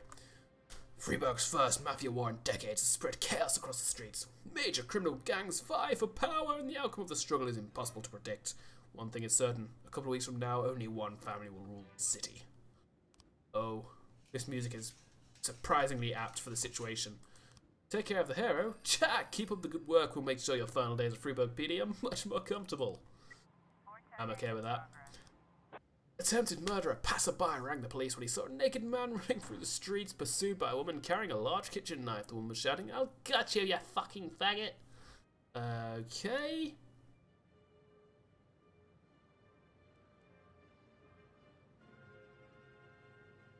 I feel like 1200 professionalism. I have the next highest is admittedly the coolest guy ever, McNally. 1200? Florida, you get to stay at base for now. You're on backup duty. Like, right now, Woodard, you're taking Val, you're taking Robbins, you're gonna go sort it out. Get that extra little bit of professionalism, like, learn to be proper cops. Affairs, do we have any good hires today? 100, 160. No, we do not. God damn, the pickings are slim today, but we got Floridor, so I can't really complain. Anyway. Oh, this is interesting. Vargas stirred up some punks and they went and attacked one of the family right in the barber shop. Ooh, right in the barber shop. We've already sent our own men, but we don't know how many scumbags we're up against. You can come join the party, but don't get in our way. I mean, if it's just an offer, we're fine. Fine. Send people? Now, the way this actually works, if I remember rightly, is basically for each successful mission that you help one of the gangs with, they gain a point. If one gang is ever 2 or 3 points ahead of the other, then they basically realise that we're fucking, that the other one really realises we're fucking them over, and comes and guts us. So, you know, typical down the job. Dorito, get to work. Elvin Moser, get on it. I did not read it again because I am a moron. Literally a certified moron. Officer court, offender court, officers unharmed, civilians unharmed. How do we know he's not just a retired officer? Maybe he is. Maybe I'm being legit. Maybe I can actually speak English. That is the same thing I've already read. Don't need to click it again. I might be a moron. Okay. Investigation has started. Alright, Matt Paul, witness. This dark-coloured car comes tearing around the corner, hopped the curb and kept on going. Knocked the man over, didn't even slow down. Not long Jerome Alvarez, the bartender. Not long before the crash, I kicked a couple of drunks at the bar. They were having a fight with some of my regulars. Is Kalinowski? A few days ago, Dad had a fight at work with a couple of young people who were causing a ruckus at the library. The whole thing almost came to blows. They threatened him before they left. Mr. Hopkins. I saw 2 people in the car. They went right by me. The man in the passenger seat had a beard. Mr. Boone. Klimek thought he was being followed. He said he saw the guy everywhere. Said it looks like someone had some problem with him at the library. Ooh, 4 scenes required. Ooh. Mr. Sand's nephew looked out of his window and saw some of Vargas's men smashing one of his cars. Looks like someone needs to go remind them that that kind of behaviour is illegal. Alright, alright. McNally, you got this. Make it cool, bro. Make it look awesome. I believe in you. So, we have to help Sand a little. Like, although we're on although we're on Vegas' side, we do have to help Sand just a little bit to make it seem that basically we've got to play both sides until that last moment when Vegas basically gets the kill on the Sand mafia or whatever. A girl entered Eddie's Burgers, ordered a Diet Coke and started shooting at the other customers with a handgun. The cashier called the police and in the background there were gunshots and screams. Meanwhile the crazy woman is shouting, I hate fat people! Fat people hate you, love. Really do. Like, you're a bit of a crazy person. Woodard, take Val, take Vandal, take Robbins, take the SWAT team. End this girl. She has far too many hostages. Like, yeah, she's only one person. She doesn't probably need a full SWAT team and 4 cops, but I'm playing it safe. You got this. At the very least, it gets them some training because, let's face it, Floridor can probably do something on his own. Vargas need help. Mr. Varga gave us a new sports car, so we were going for a joyride. Now suddenly out the blue we're getting chased by a damned helicopter. They're shooting at us. This isn't going to be pretty. This is literally like GTA right now. Alright, McNally. Get out there. Florida, get out there. Boom. You got it. Offender core, officers unharmed, civilians unharmed. Boom! You did it, guys. Good on you. Thank you, SWAT team, for covering our backs. Woo. We got this. Another day without a actually back down to 0 days without a I'm really bad at keeping people alive. I mean, no, nobody died yesterday. Never mind. Yeah, she's fine. She's just in the morgue. Just playing pathologist for a bit. Fine. Totally okay. An alarm came in from an armored truck. Armed men have blocked the streets, shot out the armored truck's tyres, and are trying to seize the bags of money. Whew. Not okay, guys. Robbins, Vandal, Val, and Woodard, get out there. We do not have ability to send a SWAT team now. That's kind of awkward. Not gonna lie. Would have been nice. Would have been useful. Let's see if we can manage it out. Alright, there is a fight at the dump. A night watchman during his rounds followed some noises to discover several homeless people fighting over a bundle that was lying on the ground. Do we have anybody available? We will do. Florida McNally, coming soon. The narrow street is blocked by 2 vans near the armored truck. 3 armed masked men have surrounded the truck, and one of them is carrying a blowtorch. On the roof of one van is a 4th criminal who shouts something to his accomplices as he sees the officers approach. Shoot the robber who's standing on the roof of the van. Damn right. The criminals take out their automatic weapons and open fire. Hide behind a patrol car and fire from cover. Go on the offensive and take them out. Retreat back down the alley. Oh, sure. Nobody died. We're good. We got it. Goddamn Beethoven is so apt. I'm waiting on Florida and McKnight to get back on her. Alright. Guys, get down there. You know what? Yeah, you know what? Florida, give McNally a hand. You two, you got this. Team Amazing is on the case. Cool and amazing. Some of Sam's men have pinned us down in an alley. They're aiming to maim Mr. Vargas. Said we can go to you for help. Sure. We will help you in exactly 34 seconds. Yeah, we're getting the people now. Certainly, just calling them. Yep. Frank, you there? No. It's a little quiet in here right now. Oh, I just got to take this call first. Reinforcements, guys. It's Florida and McNally. You know what? You obviously just say it. You call him back saying, boss, there's a chance here for a couple of idiots to get some professionalism. Add it, like, see how we do things. Send them, they can watch from a distance. Possibly record it. Put it up there as a training video. Like, show them how it's done. Just show them how it's done, guys. You got this. Got it. Oh, Vargas? Sorry, the call seems to be breaking up. Guys, are you... Just hung up. Wait, I heard some gunshots. Some screaming of, my kneecaps, my leg. But it just... Nobody can really tell what that means. Right? So, it's okay. It's fine. Okay. Ooh, we got 3 frames for the hit and run. We are not going to have enough for the to fit it in, so we'll hold off on that for now. The offenders were caught, the officers unharmed, and Farland Woodard got a little bit of experience for it. Good job, guys. I hope you made a good training video out of it. Let's end the day. We're done there. Jack, Sand has had decades to strengthen his position in the city, but that doesn't mean that his grip can't be broken. Take care that Varga is ahead on points after 2 weeks in the war, and successfully carry out at least half of his jobs. And one more thing. Just so Sand doesn't start suspecting you betrayed them, don't let Varga get too long on points. If Sand is out of the lead for 3 days in a row, it'll cost you your life. Hey, good to know. So it's actually... I need to basically let, by the 3rd day, I need to have Sand. But okay, it's alright if they're drawing. If they're drawing, we're fine. Right? I think that'll be good. Alright. I see that Birch is still sat in his seat. It's still overtime. Like, he's been here for about... He's been sat in his seat for a week now. I mean, God, he's dedicated to the job. I don't even think I've seen him go out for food or anything. Like, such a good policeman, that Birch.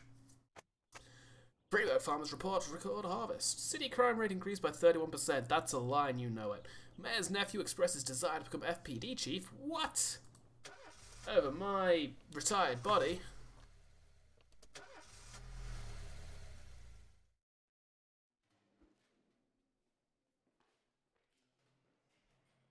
Yeah, see, somebody has already done that excuse. You're nothing original. They cannot be offering free museums twice within 2 weeks. That just does not sound like people. People are greedy and do not allow that kind of thing. So no, can't take an extra day off. That's just not allowed. Not gonna be okay. That beta was just so apt pretty much the entire day. Anything else? Nope. Going for. Let's check the catalog. See if there's anything nice. Anything good? Anything jazzy? Eat, drink, repeat. So, there's actually only these ones to get now. Oh. Then I've got all the ones I can buy for now. So, sure, why not? I like the music. I like having the variety. However, I think we're at a point where we listened to that one yesterday. Let's go for number 2. I don't remember that one. Have we just one Turk Murphy? If we have. Turk Murphy? We've definitely listened to a Turk Murphy. Or Murphy Turk. No, it's Turk Murphy. Mafia, your share. Your friend sent you your share from the sale of the non-automatic weapon. Yeah, 50% of staff. We did lose Spacky for it. I mean, it was the operation that made Sabaki realise that she really wanted to spend time as a pathologist in the autopsy room, org, otherwise known as. It was $900 for that, sharing it, but Let's just be nice. Let's be good. Alright, Sand needs help. What do you need help with, sir? Our people were scouting ahead of Mr. Sand's movements, and we spotted a punk carrying a gun. There should be a few more of the bastards lurking nearby. Let's get together and turn the tables on his slimeball crew. You need 3 officers for that? Screw that! God damn no. Oh god. I am so going to die before this 2 weeks is up. It's going to be awkward. Destruction of property. The attendant at the arcade corner complained about 2 teenagers who broke the steering wheel off the turbo nitro machine and are currently fleeing the scene. Purdy, get on it. Take 40 with you. Show them how it's done. They'll probably sat outside with the steering wheel, not really understanding how things work, just sat on the curb, steering, attempting to get away. Be the easiest car chase, and also probably the funniest ever one to have ever happened. Then in Cockney all of a sudden. Wife of the mayor's press secretary loves choral singing. Today is her birthday, so please send some men with good voices. Yancy, can you sing? And like, when it says men, is it actually being literal, or is it just meaning? Just, you know what? We've got another man. Traber, Yancy and Traber. Sure, let's do it. That's fine. Sand, you guys, you going in? There's just a single guy with a gun. You can manage it on your own. You don't need us. Undercourt officers unharmed. Excellent job, Purdy and Fernie. Yeah, they're fine. They're fine. Oh, but I think anyway, we're too busy choral singing. Oh, pardon me. Wait, totally awake. Ugh, I'm fine. Eyewitness reports that a man is selling weapons on the street, right out of the trunk of his car. Someone is getting shot every night around here. You need to finally do something. We will try, sir. We will definitely. Koshi and Austin and Asano will definitely try. And they will do it well. They are good cops, good officers. Except for Asano, kind of. Like, she's not quite towards professionalism yet. What is professionalism, you ask? I don't really know. It's a mechanical term. I just don't know even what I'm talking about at this point. Mostly just babbling to fill the noise. Like, it's basically my life, just talking to fill the void of silence. Hey! Guys, you just... Situation more serious than we thought. Requesting reinforcements. Fawny, get out there. Give him a hand. Purdy, you're on backup in case something else happens. The Vargas need help. Mr. Varga told us to bring him a van full of fruit, but Sam's men caught up with a driver on the bridge and they're throwing the shipment into the river. Maybe you can get there quickly enough to save a box or 2 of oranges? Purdy, get on it. Save those oranges. Alright, you got this, Purdy. Everybody else, let's just hope there's no more crimes, because literally the entire force is basically out there on the same job. Except for Traber and Yancy, who are currently singing. Oh my god, we are not going to be able to manage this. The Darkwood sighted several armed men making their way between some cargo containers. Soon after, he heard several shots and some screams. The precise number of armed men is unknown, but port officials report seeing at least 5 people. We need at least 1 officer. We can't send the SWAT. We can't send the paddy van just on their own. Unfortunately. Oh my god! What the hell happened? Oh, another plastic weapon. Cool, that's cool. Kochi! What happened? What? I just... Like... I don't... I just...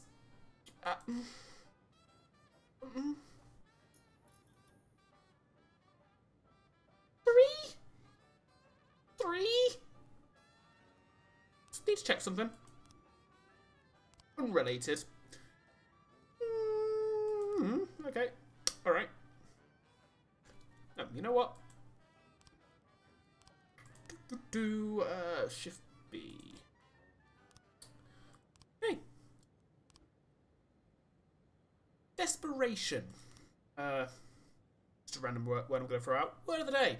This episode is sponsored by the word desperation. Okay, Koshi. Get out there. I know you just witnessed 2 of your, 3 of your co-workers being literally slaughtered. But it's fine. Totally fine. Good. Do this. I believe in Koshi. I believe in the Koshi. The kosher. Mr. Boyd. I feel bad about coming to you again, but you're really the only one who can help with this. Result records my ex sued me for, well, I got some back, of course, and I guess this could be nothing but a big-nosed brother at his sights on them. Idiot even hired a private detective who's been at my store 3 days straight. Now he has the audacity to come to my house and accuse me of being involved in the record's disappearance. I don't know if he has any evidence, but the risk is just too high. Can you scare them both? Make sure they stop poking their noses into other people's business. Well, you know what? I have 3 officers right here who can probably do the job for you.